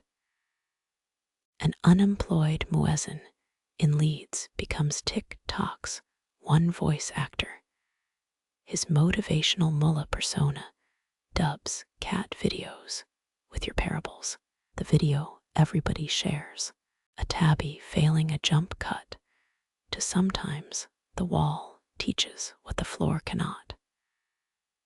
Zoom mystics hold Sufi speed dating, 5-minute breakout rooms to discuss ego dissolution. The only couple that marries cites their icebreaker if the self is an illusion. Is this tax filing status real? Night owls prowl academia's digital stacks, tenured minds scrolling your audiobooks with masochistic curiosity. Their definitive critiques gather dust, while Chapter 7s joke about scholarly hubris loops in earbuds. One Yale Press citation now reads, regretfully retracted author's ghost keeps moving our footnotes. Twitter threads dissect your grocery lists. Peer-reviewed journals publish analyses of your 1978 cornflakes purchase. A Cambridge Don's viral tweet, Kellogg's as mortification of the ego. Fight me, Sufi breakfast.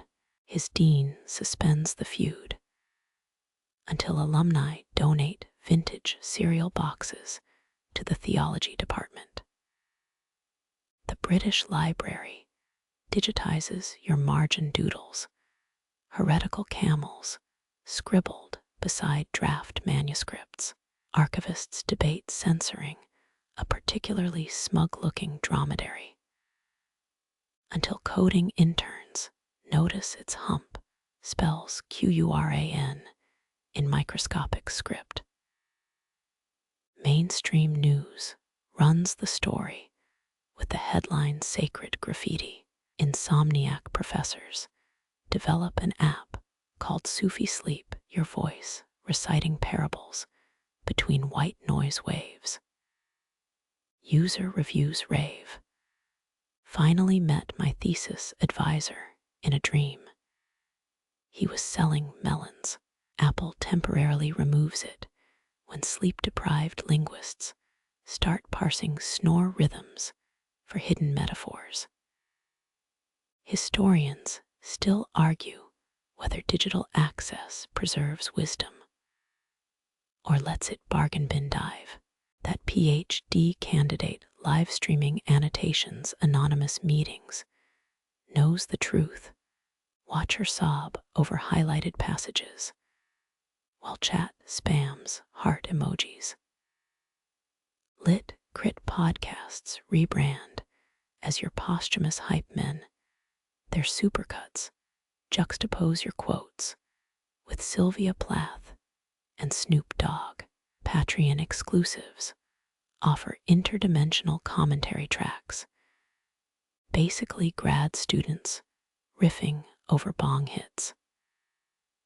A Berkeley collective projects your face onto ATMs, withdrawal slips printing mini parables instead of balances. Security footage shows bankers bowing to the cash slot, one mumbling the real deposit was within. Your old passport foe becomes a meme template. Armchair mystics Photoshop it onto billboards for CBD gummies and spiritual dating apps. The estate's cease and desist letters get framed as modern illuminated manuscripts in Chelsea galleries. Retired skeptics write tell-all medium posts, how Idries Shah's jokes broke my tenure. Comments section devolves into a support group. Tenured anarchists sharing stories of department meetings shattered by involuntary chuckles. TikTok therapists prescribe your books as narrative exposure treatment. War veterans pairing trauma triggers with the parable of the cowardly lion. VA hospitals report decreased night terrors and a suspicious spike in donations to donkey sanctuaries. The quirkiest revival. Oxford's annual boat race. Coxswains now scream your insults at rowers. Paddle like you've emptied the teacup. Echoes down the Thames. Traditionalists fume as underdogs start winning via existential detachment. Academic publishers release coloring books for burnt-out scholars. Mandala. Your midlife crisis features your most scathing book, reviews reimagined as Zen gardens. The tenured elite male in completed pages. All horizon lines slanting toward Mecca. Your spectacles surface on eBay listed as enlightenment-optimized lenses. Forensic analysis confirms plain drugstore glass. Yet the winning bidder claims they fixed his astigmatism and third marriage. Nobel laureates sneak your quotes into acceptance speeches. Microphone cutoffs frame them as divine censorship. A particle physicist mouths the center cannot hold to viral gifs of collapsing reactors. Those once dismissive biographers now crowdfund apology tour, their revised editions dedicated to the donkey we rode in on. Independent bookstores host tearful signings. Owners stacking remainders of their earlier hit pieces as firewood. A themed cruise ship runs aground off Santorini. Passengers too busy debating your cricket metaphors to notice. Rescue crews find life rafts covered in hastily scribbled koans. One reading shipwreck the destination, not the journey. Your final joke lingers, etched into a park bench where rival scholars coincidentally sit. They rise as friends, still arguing whether the punchline arrived or simply outlived them. Sarah Shah arranges your pipe and inkwell on a sunlit desk, not behind glass, but where dust might still settle. Museums mummify. She tells BBC cameras, flicking ash from the overflowing tray. The estate refused 7-figure offers for your spectacles. Now perched on a lifelike wax dummy at Harrods, she hosts Thursday salons in your old study. Psychologists sip chai beside Sufi miners from Wales. A Bulgarian folklorist weeps into his notebook. These walls still smell like burning metaphors. Mainstream historians nod. It's documented you imported Afghan oak for the bookshelves, the quirkiest relic. Your half-chewed pencil displayed in a Tiffany case, gilt plaque reading instrument of revelation. Sarah winks when pressed. Dad nod pencils when BBC interviewers asked about his source material. Tourists photograph it daily, unaware the graphite's been swapped for Korean eyeliner. Your favorite teacup sparks academic wars. Ceramic experts date its glaze to 1950s Stoke-on-Trent. Mystics swear the tannin stains spell Allah when held upside down. Historians still argue whether you drank lapsang souchong or just reused grocery store tea bags for effect. Sarah screens documentary pitches with a cattle prod's patience. No reenactments of Dad buying socks in Selfridges, she decrees, deleting a Sundance finalists trailer. The eventual film features 30 seconds of your actual sock drawer, narrated by a Zen abbot doing jazz scat. Academics beg to carbon date your undershirts. Sarah donates them to a Cambodian puppet troupe instead. Critics call it sacrilege, until puppets reenact the exploits of Nasruddin in Gap Kid Size XL. Your archived bank statements become performance art. Actors solemnly recite grocery receipts at the V and A 2 tins of tomato soup, a metaphor for dualism. Hecklers yell. Sarah sends a fruit basket to the loudest. Mangoes labeled sweetness needs, no footnote. The family manners grounds sprout controversy. Landscapers unearth a 70s era Coke bottle buried near the rose garden. Purists proclaim it an anti-materialist statement. Sarah's Instagram caption, Dad hated roses. Probably a spit cup for the gardener. Textbook publishers lobby for your childhood photos. Sarah licenses them only for math primers.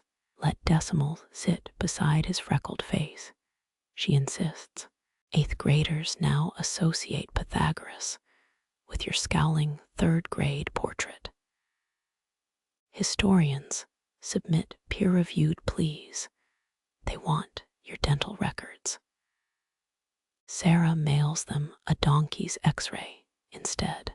Critique papers emerge analyzing its molars as post-colonial critique. Your old typewriter clatters through the night. Cleaning staff swear it's possessed. Sarah admits paying a jazz drummer to tap the keys, but only after ghost hunting YouTubers spike her web traffic. Auction houses cry foul when she gifts your annotated cookbook to a soup kitchen. Underlined passage in the stew recipe, simmer until illusions dissolve. Volunteers report homeless philosophers lingering for second helpings. The British Library's 2036 acquisition offer arrives. Sarah responds by framing their parchment letter as bathroom art. Visitors to her loo now ponder gilt-edged legalese, while unknowingly following your bladder's 1978 conference schedule. Your archived voicemails play on loop in Berlin techno clubs, remixed with auto-tuned badger calls. Sarah sues, then settles for 10% of merch profits. Hoodies now feature your face morphing into a meerkat. Rumors swirl of a hidden chapbook, crude limericks allegedly penned during a tax audit. Sarah neither confirms nor denies, but archivists note her sudden interest in shredder maintenance. Historians still argue whether the walk the path mantra originated with you, or a Scottish hiking manual found in your desk. Sarah shrugs. Dad quoted cereal boxes if they tasted wise. On the estate's TikTok, she films your pipe collection repurposed as chia pet planters. Comments erupt. Is Sufism growing from Virginia tobacco residue? Sarah never won for Mystique. Links to the chia's Amazon listing. Your last intact cigarette gets auctioned for refugee aid bidders. Ignore Sarah's disclaimer about its 1994 expiration date.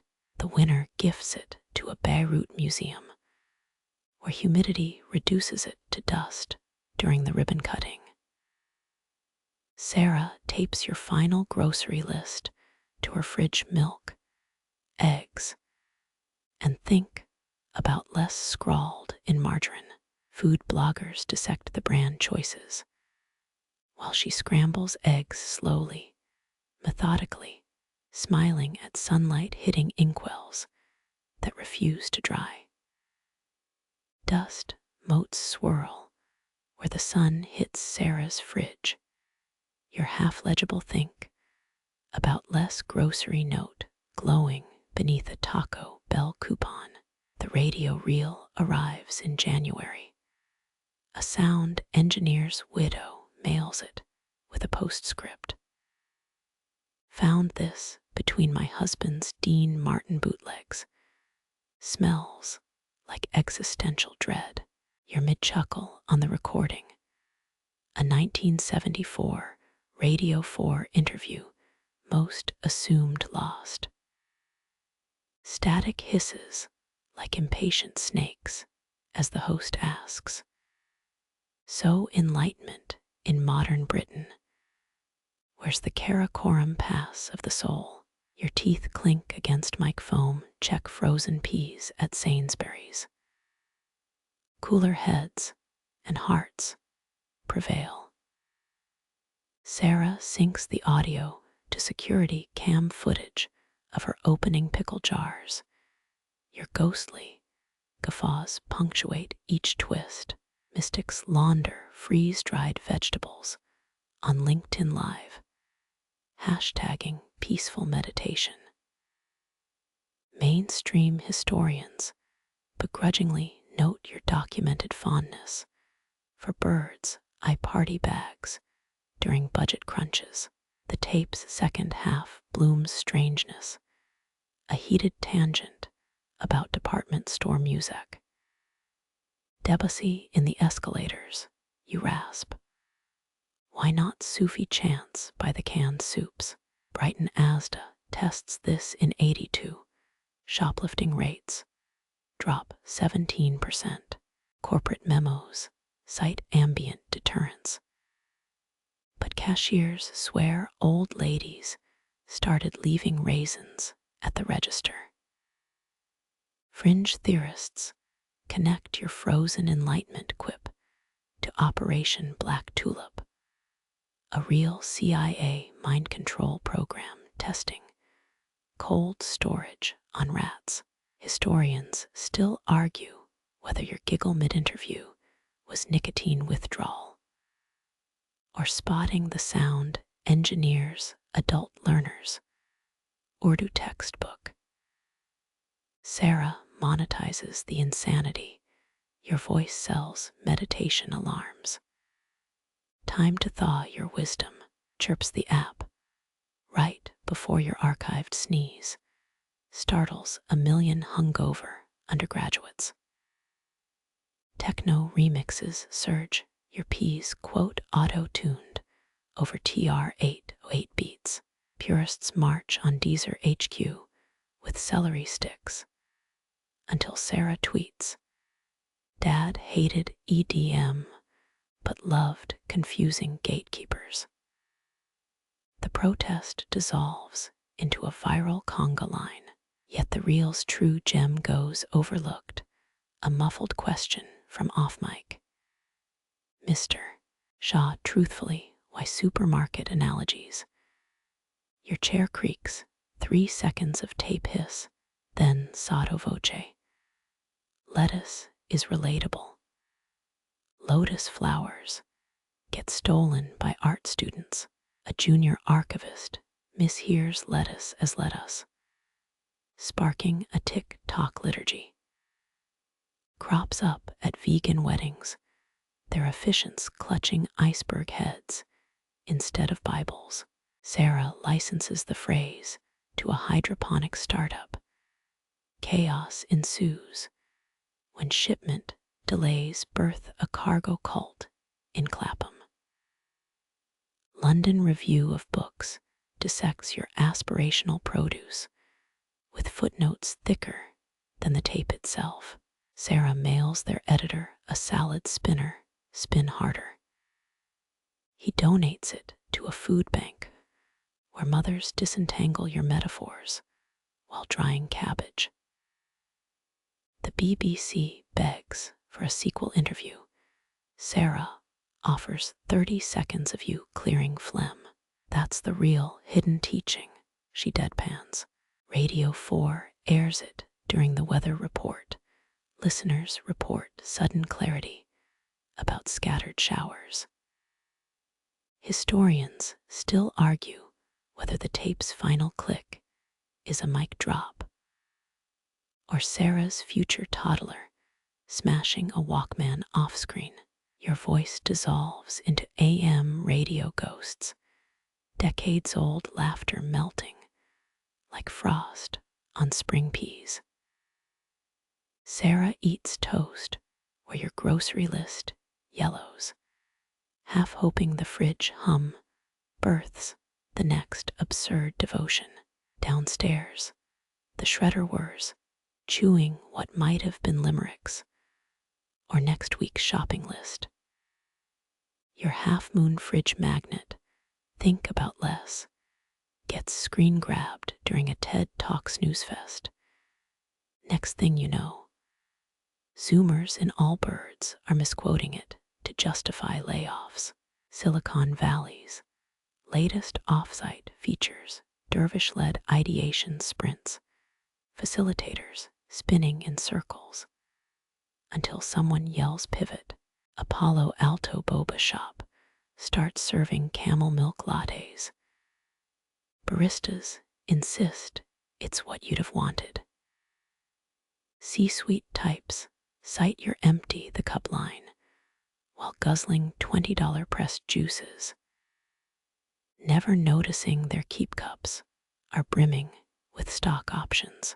Team building retreats now include mandatory silence, which lasts until someone name drops Series A funding. Historians fact-check Jack Dorsey's claim he meditated on your books during his 2014 Bhutan retreat. Turns out he mostly got dysentery and read Dan Brown. The quirkiest relic surfaces at a WeWork liquidation. A kombucha SCOBY dubbed Mitochondrial Eve after your notes on cellular wisdom. Employees swore it whispered productivity hacks until the health department tagged it a biohazard. Your face gets Frankensteined into corporate training videos. Pixelated lips mouthing awareness over stock footage of wheat fields. Someone at Google AI misattributes, "Don't automate the soul to you," ironically spawning an algorithm that auto-generates mindfulness memes.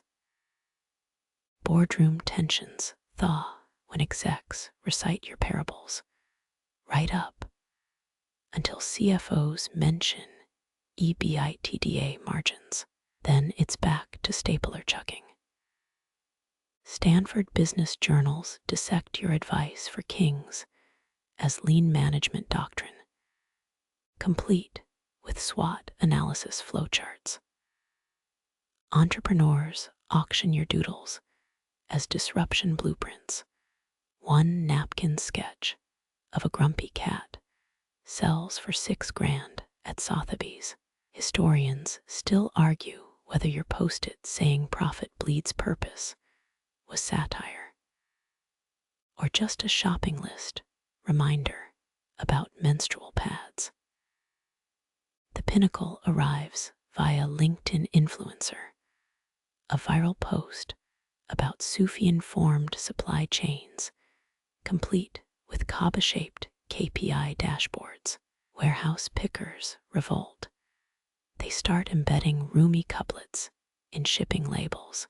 Amazon's algorithm flags it as suspicious code, accidentally creating the first A-approved mystic poetry.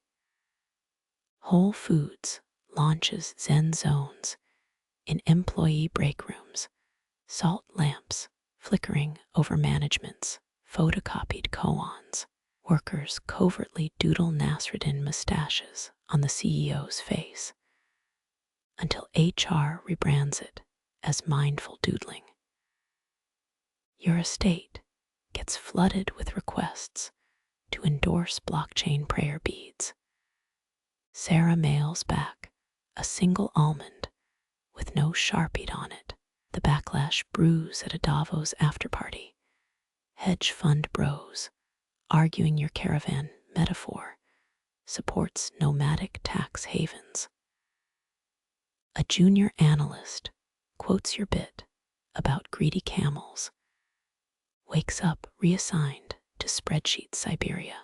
McKinsey consultants try trademarking the 40 rules of innovation until the USPTO examiner recognizes your punchlines from her divorce support group.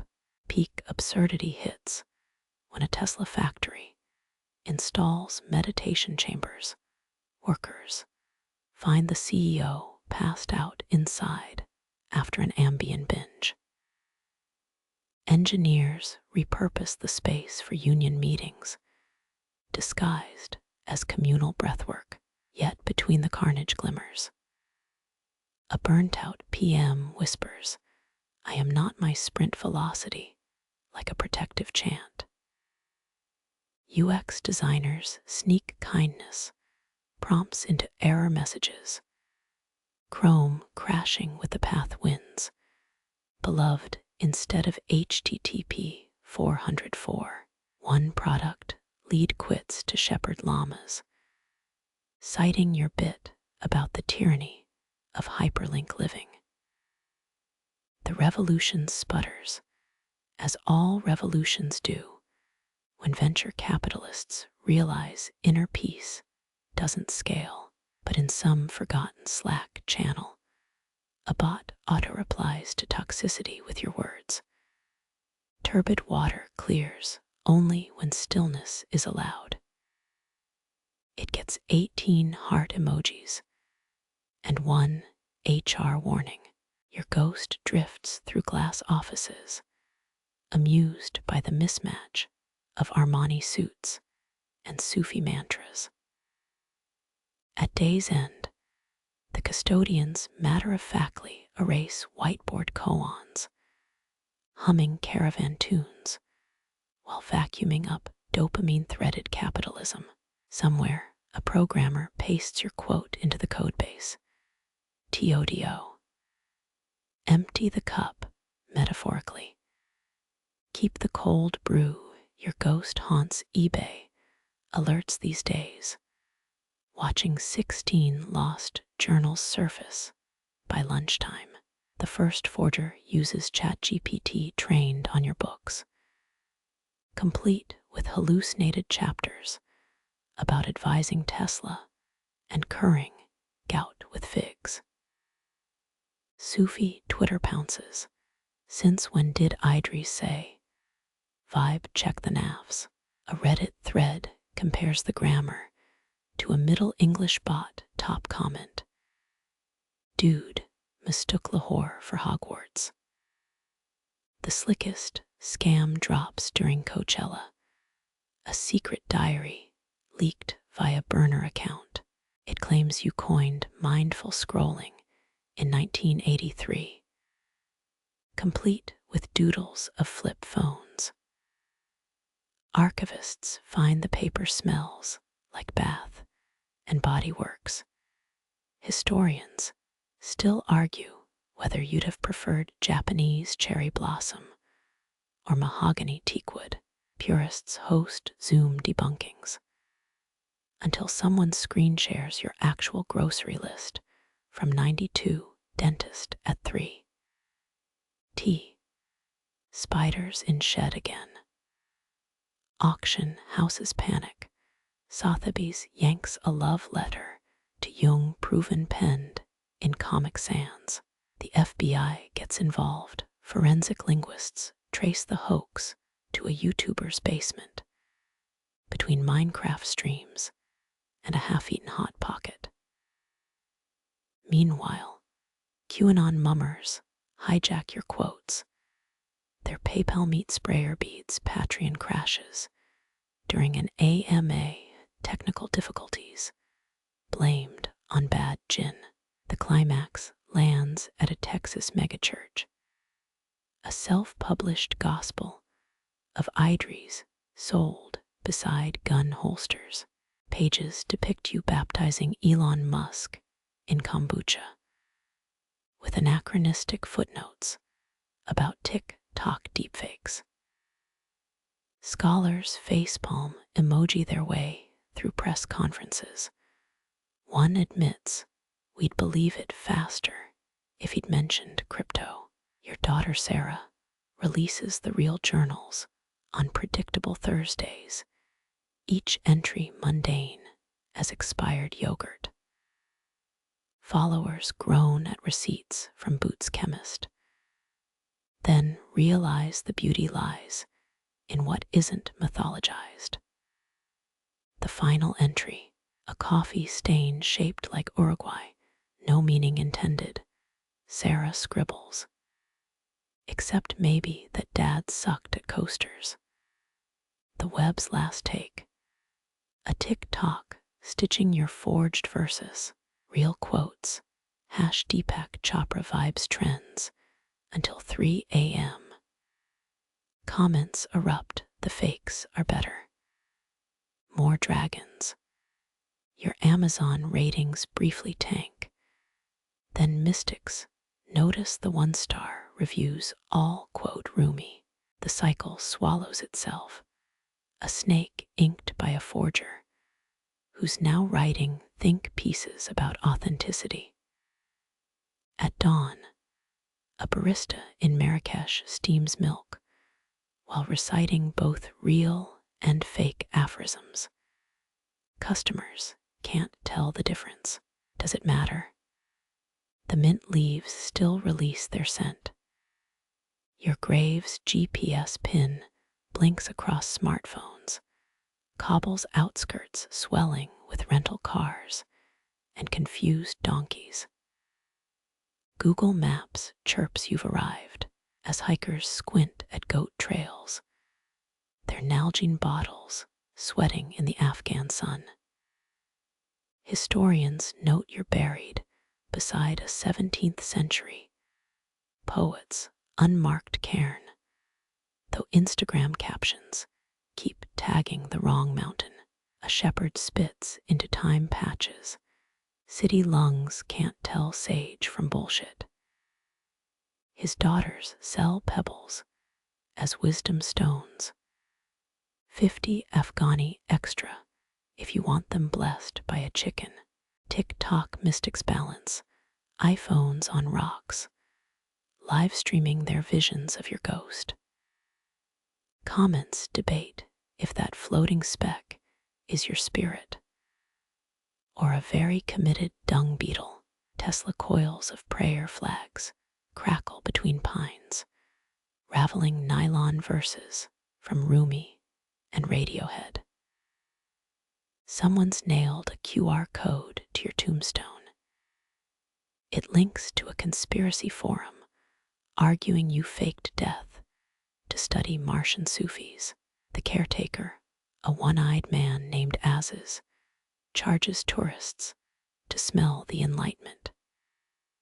His mason jar of tomb dust gets refilled with dollar store glitter when supplies run low.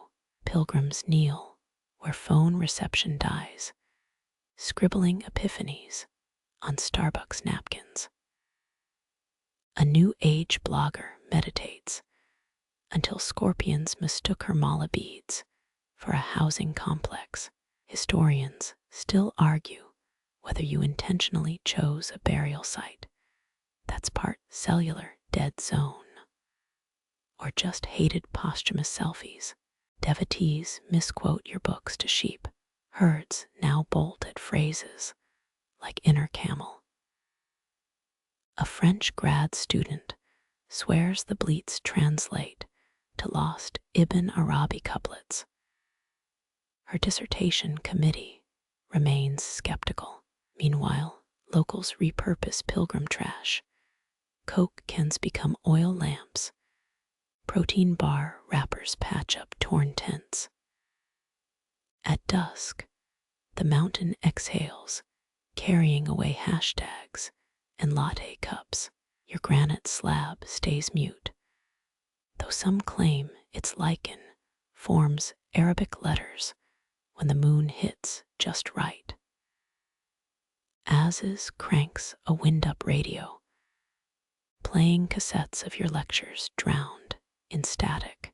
The crowd sways, half spiritual ecstasy, half dodging yellow jackets, dive bombing the falafel stand. SEO gurus PDF guide the Idries Shah frequency, align chakras, using his 1974 BBC interview played backward. One YouTuber swears it cured her tinnitus, until the algorithm pushes an ad for hearing aids. Back on the ridge, shepherds chuckle, pocketing cash from clueless seekers, their goats chewing prophecies from abandoned journals. The mountain keeps its secrets, shrugging off both devotion and drone strikes. Your bones rest where satellite signals warp, where every echo sounds like laughter. Anonymous cement mixers groan at midnight, pouring foundations where scorpions once lectured the dunes. By dawn, a library squats in the desert, your books wedged between the god delusion and frozen. The novelization. Architects swear they followed blueprints from a 13th century Persian scriptorium, though the espresso bar suggests otherwise. Historians note the nearest bathroom lies 3 kilometers southeast, coincidentally mirroring the distance between Descartes' Paris apartment and Notre Dame. Librarians wear noise-canceling headdresses, a precaution after that incident with Sufi chants triggering the sprinklers. They stamp due dates with invisible ink, revealing secrets only under blacklight confessionals. A janitor's closet doubles as the whispering annex. Patrons huddle inside, arguing whether Winnie the Pooh qualifies as an unknowing dervish. The sticky note on the door wins architectural awards. Scrub prejudices before entering. Soap provided. Oddly, pilgrims keep stealing the aloe vera hand sanitizer. A Yelp review goes viral 5 stars. Found infinity between pages 83 and 84 of the Sufis. Also free Wi-Fi. Conspiracy theorists note 18 libraries bloomed since your death, each matching constellations from your childhood star charts. A Tibetan mastiff guards the astronomy section. Or maybe it's just somebody's very patient pet. Teenagers charge $50 to decode your marginalia. Their cheat sheets mostly emojis and inside jokes about calculus teachers. Historians still argue whether you personally funded these places through shell companies, or if some billionaire mistook your books for IKEA instructions. The guest book's forged signatures include Nietzsche, Toni Morrison, and a stick figure labeled Steve from Phoenix. Maintenance crews grumble about sand, eternally coating the everythingist literature, though they've perfected removing glitter from microfilm readers. One Tuesday, a typhoon of monarch butterflies invades philosophy. Wing B security footage shows them alighting solely on your works. Science later blames a leaked vial of lavender oil. A toddler scribbles crayon upgrades on thinkers of the East. His parents later auction the collaboration for charity. The cafe adds a mystic mocha that's just regular coffee, but sippers swear it tastes like their childhood apple orchards. At closing time, interns play your audiobooks to the cacti. Shelves creak as if laughing, late fees waived for anyone who documents the sound. A graffiti artist tags the east wall with your face crossed with Bigfoot. It becomes a pilgrimage site unto itself.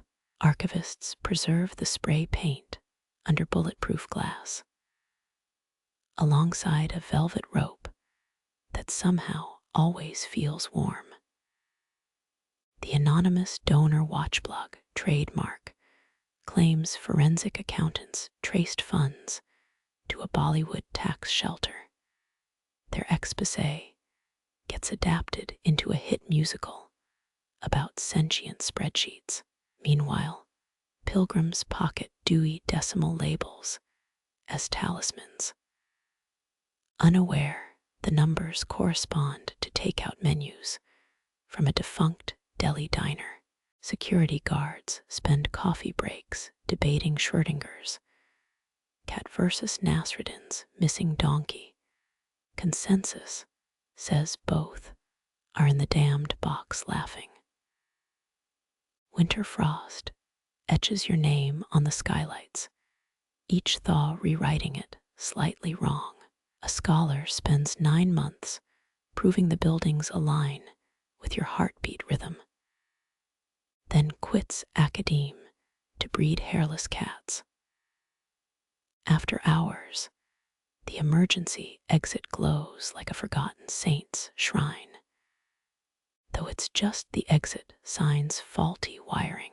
Reality blurs where fiction stacks meet memoirs. One visitor swears she barbecued with your ghost in the parking lot. Her TikTok evidence shows charred kebabs and suspiciously CG smoke.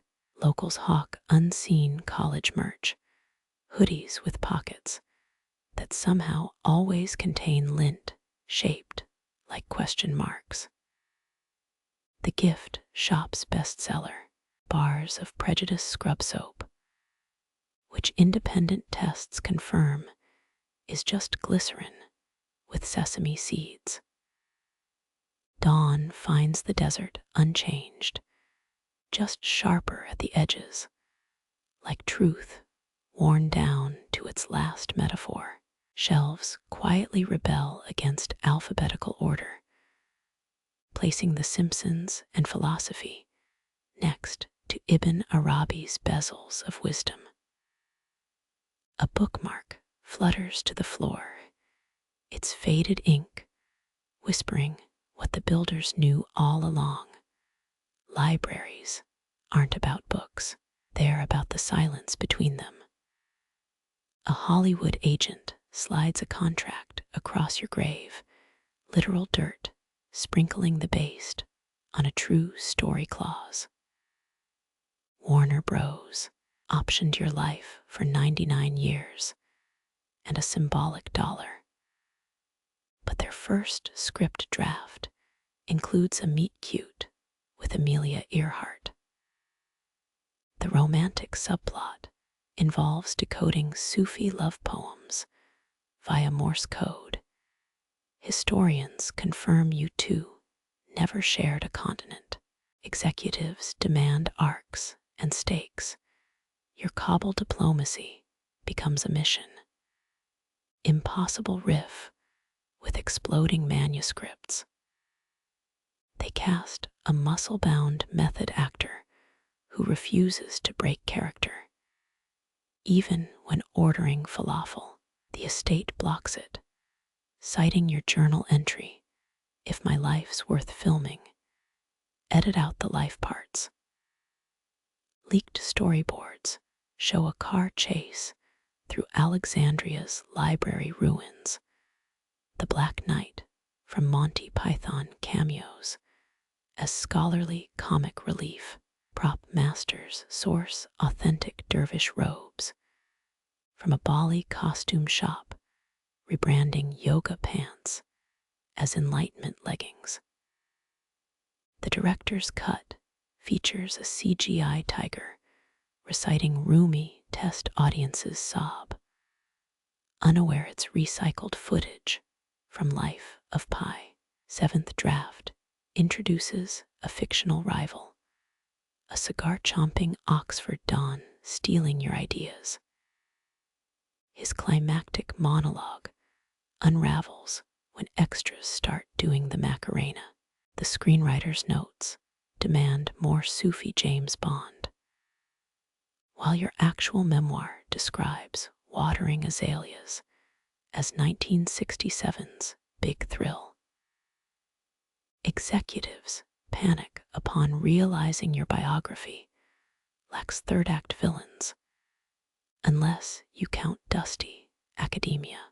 Historians still argue whether the estate nixed the film to protect your legacy, or because Sarah caught producers sneaking self-help platitudes into your dialogue. Deleted scenes leak online. Your ghost haunts a Silicon Valley conference room, possessively rearranging whiteboard markers.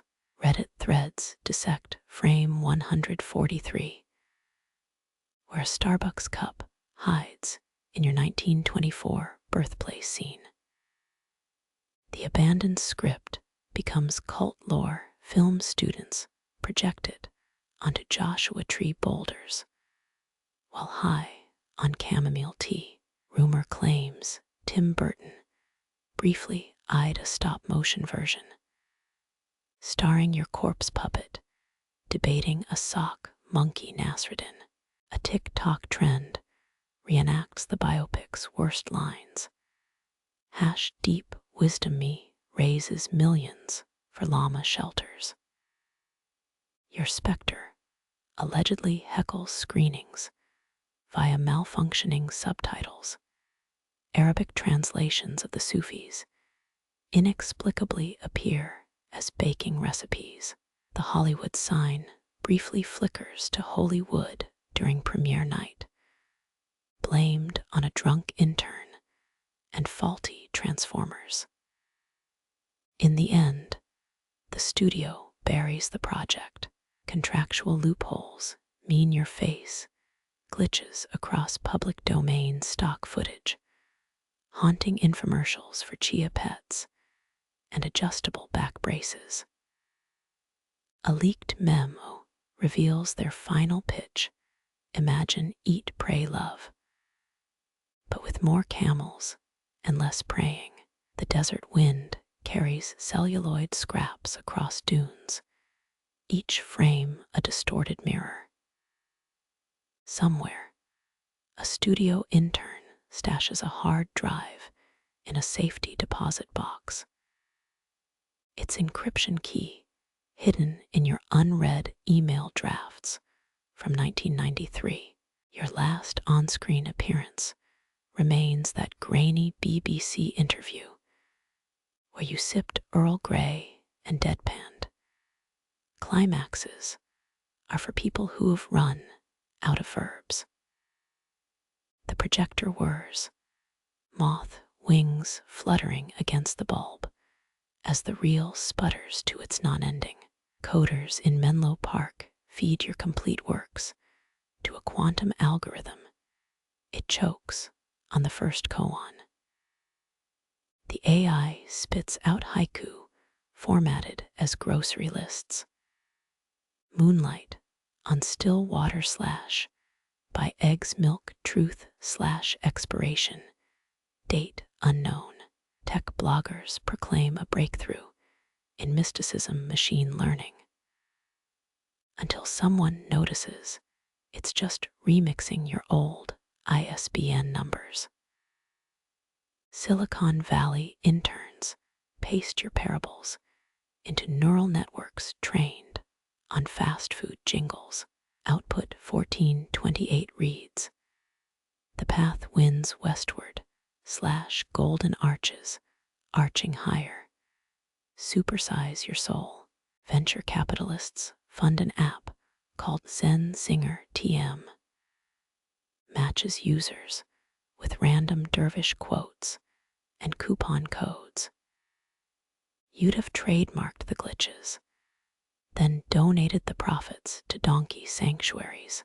A Swiss university claims their model solved your riddles. Turns out it just added, but does it really? To every third sentence. The lead researcher headlines a TED Talk with clickbait urgency. What Rumi knew about gradient descent. Comments section devolves into crypto bros debating if blockchain can decentralize enlightenment. Historians still argue whether GPT-4's garbled summary of the way of the seeker proves artificial stupidity or accidental wisdom. Your daughter Sarah leaks the training data. Turns out they included Yelp reviews of Afghan restaurants. The AI now insists perfect hummus requires the patience of 40 thirsty camels. Oxford academics build a chatbot that lectures in your voice, except it keeps recommending car insurance. Every seventh response quotes Marcus Aurelius, misattributed to Nasruddin. Redditors notice the API pulls from your grocery lists. Suddenly, organic turnips become a mystical metaphor. DeepMind's latest paper spends 19 pages analyzing your joke about dim-witted mules. Charts show neural pathways lighting up like Eid fireworks in the exact regions that process dad jokes. Venture-funded startups pivot overnight. Sufi stand-up comedians now outnumber actual dervishes in Marrakesh. Your specter allegedly haunts a Bangalore server farm. Night shift workers swear monitors display ASCII art samovars.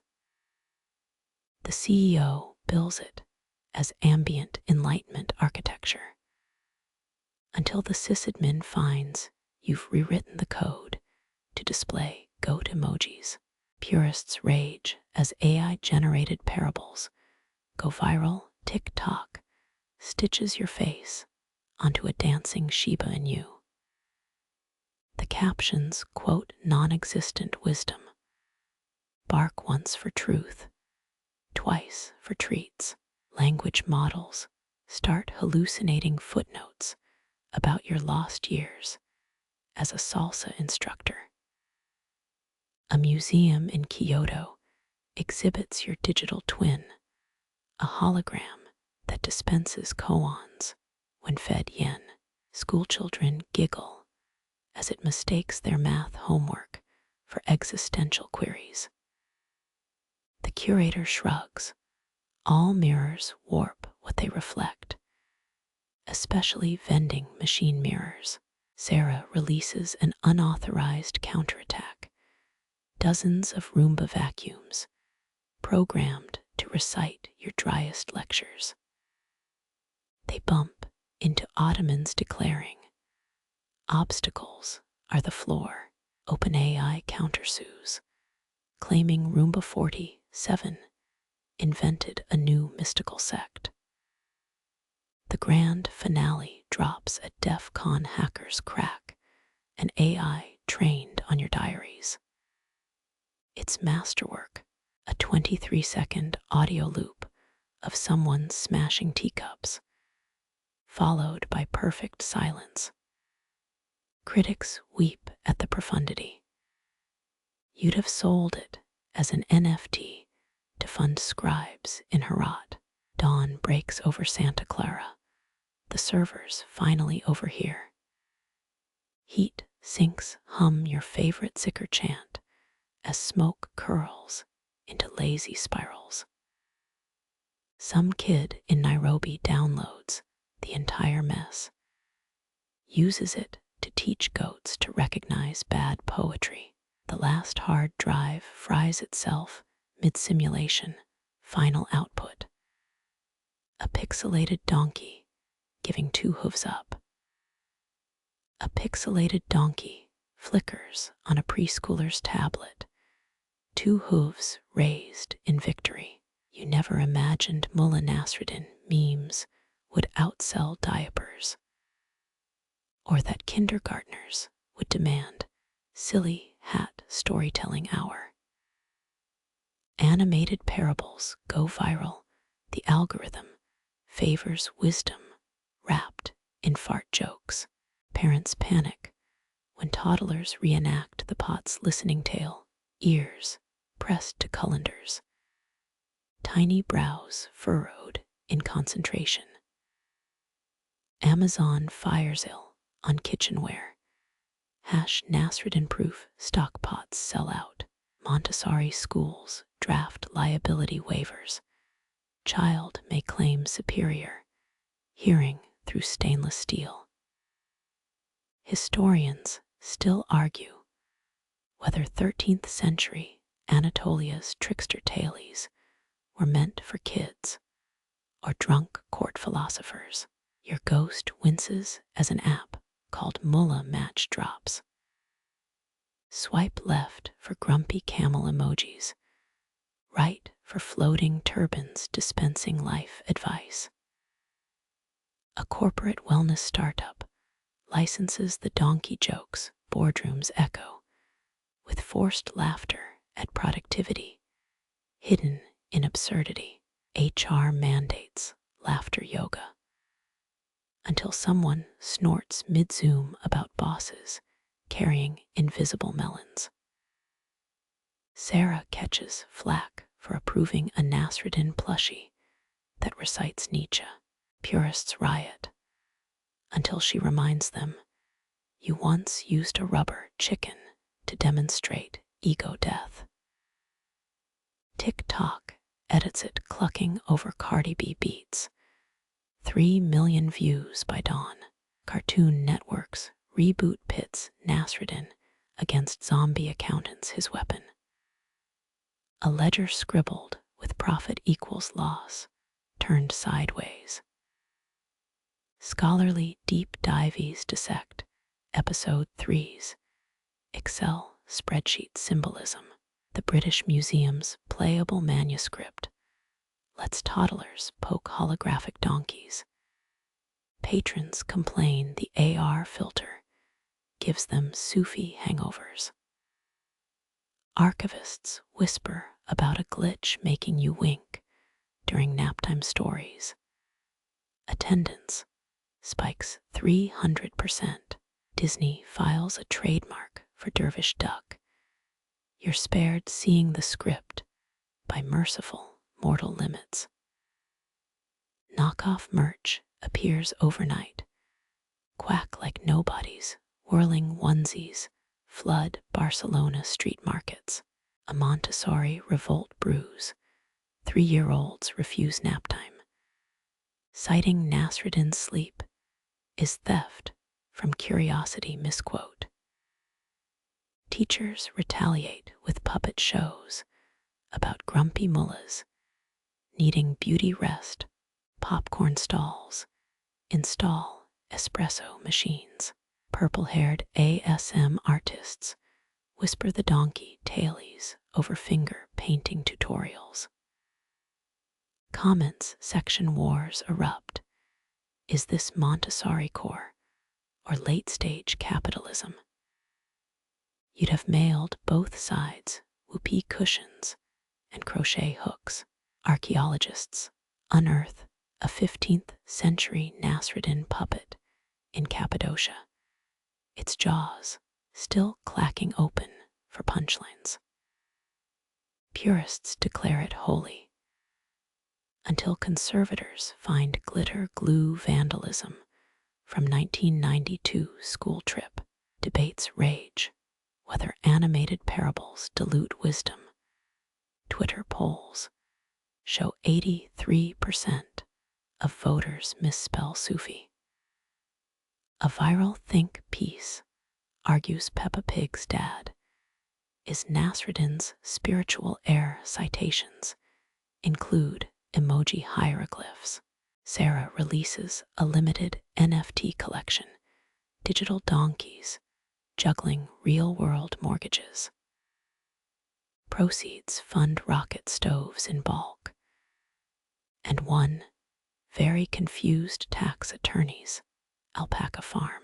The cultural churn spins faster your face, adorns organic baby food labeled wisdom puree. Ingredients list includes crushed Rumi verses and free-range humility. Pediatricians report infants humming Caravan chants during diaper changes. At a Brooklyn co-op nursery, kids build Nasruddin's invisible ladder from recycled kombucha bottles. Teachers nod sagely until someone asks where OSHA stands on metaphysical workplace safety. Your final joke echoes through sanitized playrooms, tinier each retelling, but the donkey's hooves still point skyward, a truth too stubborn to pixelate. The cassette player clicks. Its crackle mirrors the samovar's steam in this Damascus backroom. You'd laugh seeing analog tech outlive 7 iPhone models. But the tea-stained tape holds magic no cloud could steal. A moth taps the lampshade, racing its shadow to the light bulb. Historians still argue whether you approved the 1987 audiobook edition or cursed through the whole recording session. Armchair mystics swear the tape hiss whispers secret frequencies.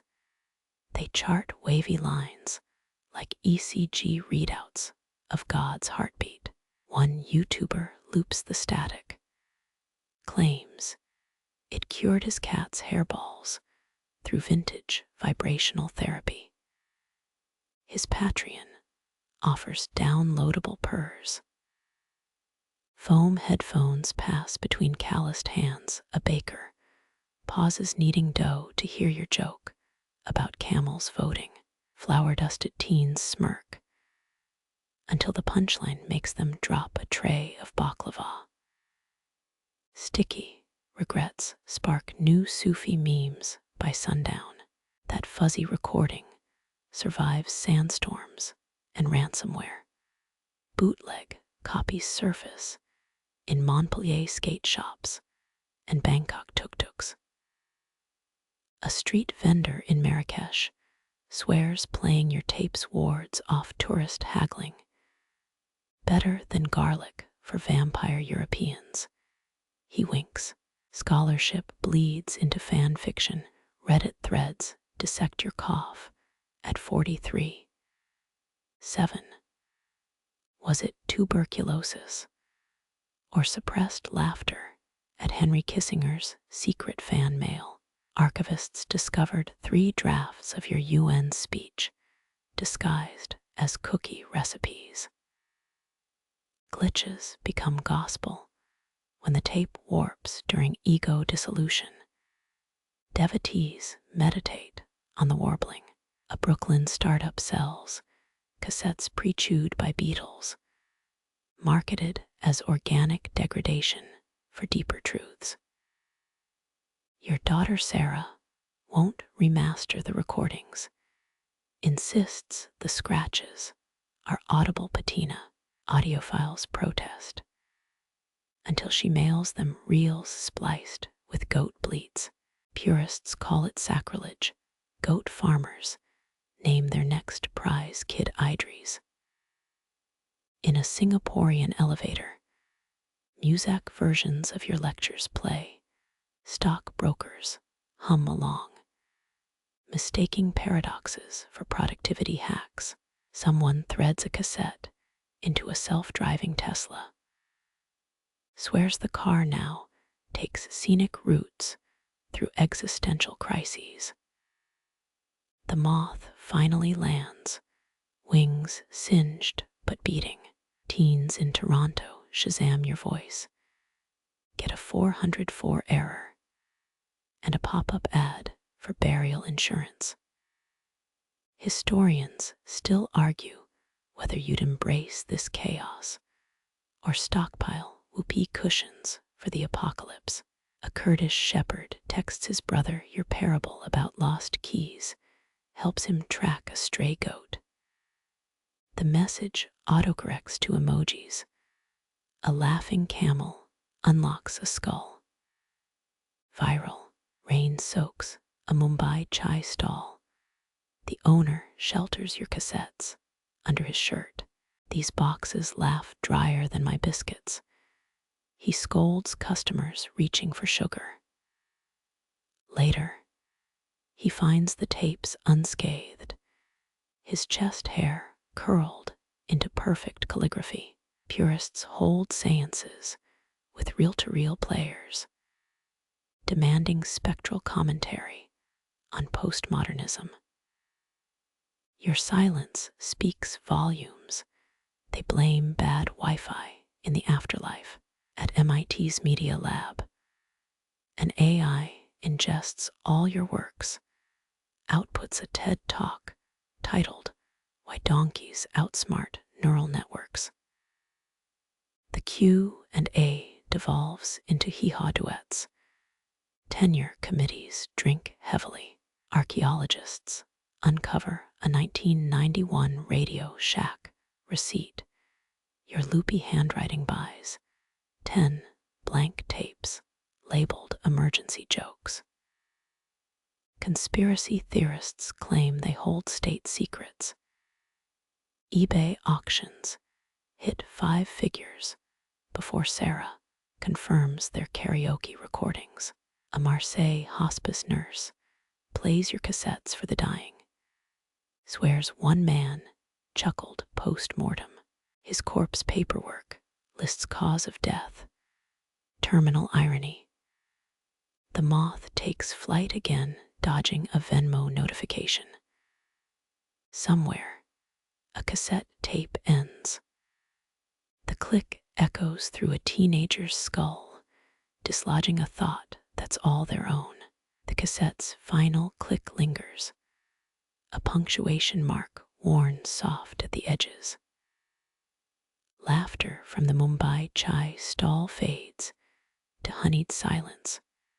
Flower still suspended in sunbeams above dropped baklava. That moth, singed wings now folded rests on the lamp's warm metal rim. Its shadow stretches, borrowing the shape of a thought you once called home. Breath steadies. Even the scholars pause their bickering, trading footnotes for mint tea. The shepherd's goat trots home, jangling bell, syncopated with the Tesla's blinker. Somewhere, a reel-to-reel machine hums empty, its whispers absorbed by night air thick with jasmine. Your voice lives in the between spaces now, the hiss between tracks, the pause before a stray joke lands. Sarah's goats bleat approval as audiophiles grudgingly untangle truths from tape splices. The hospice nurse smiles, hands clasped around a steaming mug, still hearing that post-mortem chuckle ripple through sterile halls. Bootleg cassettes nest in unlikely altars, a Marrakesh vendor's lockbox, a Montpellier skater's frayed backpack, their magnetic ribbons fray, inviting Beatles to add their own annotations. Raindrops slide down the Mumbai stall's tarp, each one echoing your advice about dancing through storms. Purists linger by silent seance tables, but the Wi-Fi signal never strengthens. You're too busy elsewhere, stockpiling whoopee cushions, rewriting cookie recipe speeches for ears yet unborn, that Radio Shack receipt yellowing under desert sand. Let the theorists dig. Some secrets taste sweeter when left unplayed. The moth stirs, not fleeing toward light, but resting deeper into warmth. A teen in Toronto deletes the burial insurance ad, hears their own breath sink with the vanished tape's rhythm. Calligraphy, chest hair, laughing camels, donkey TED talks, all dissolve into velvet static. Your final paradox hangs unspoken. How endings birth the truest beginnings.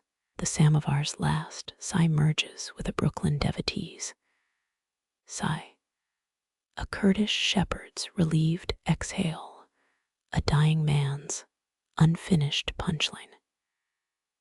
Cassette cases gather dust, their cracks cradling stardust, smuggled from old Damascus. Sleep arrives not with a period, but an M-dash.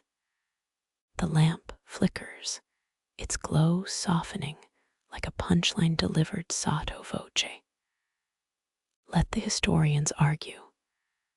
Let the bees hum UN speeches at dawn.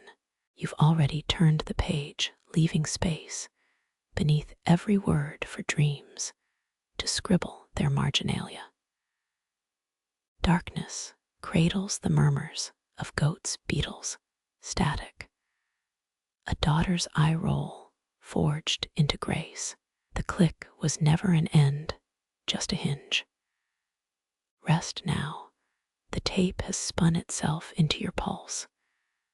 What unspools next is yours alone to whisper.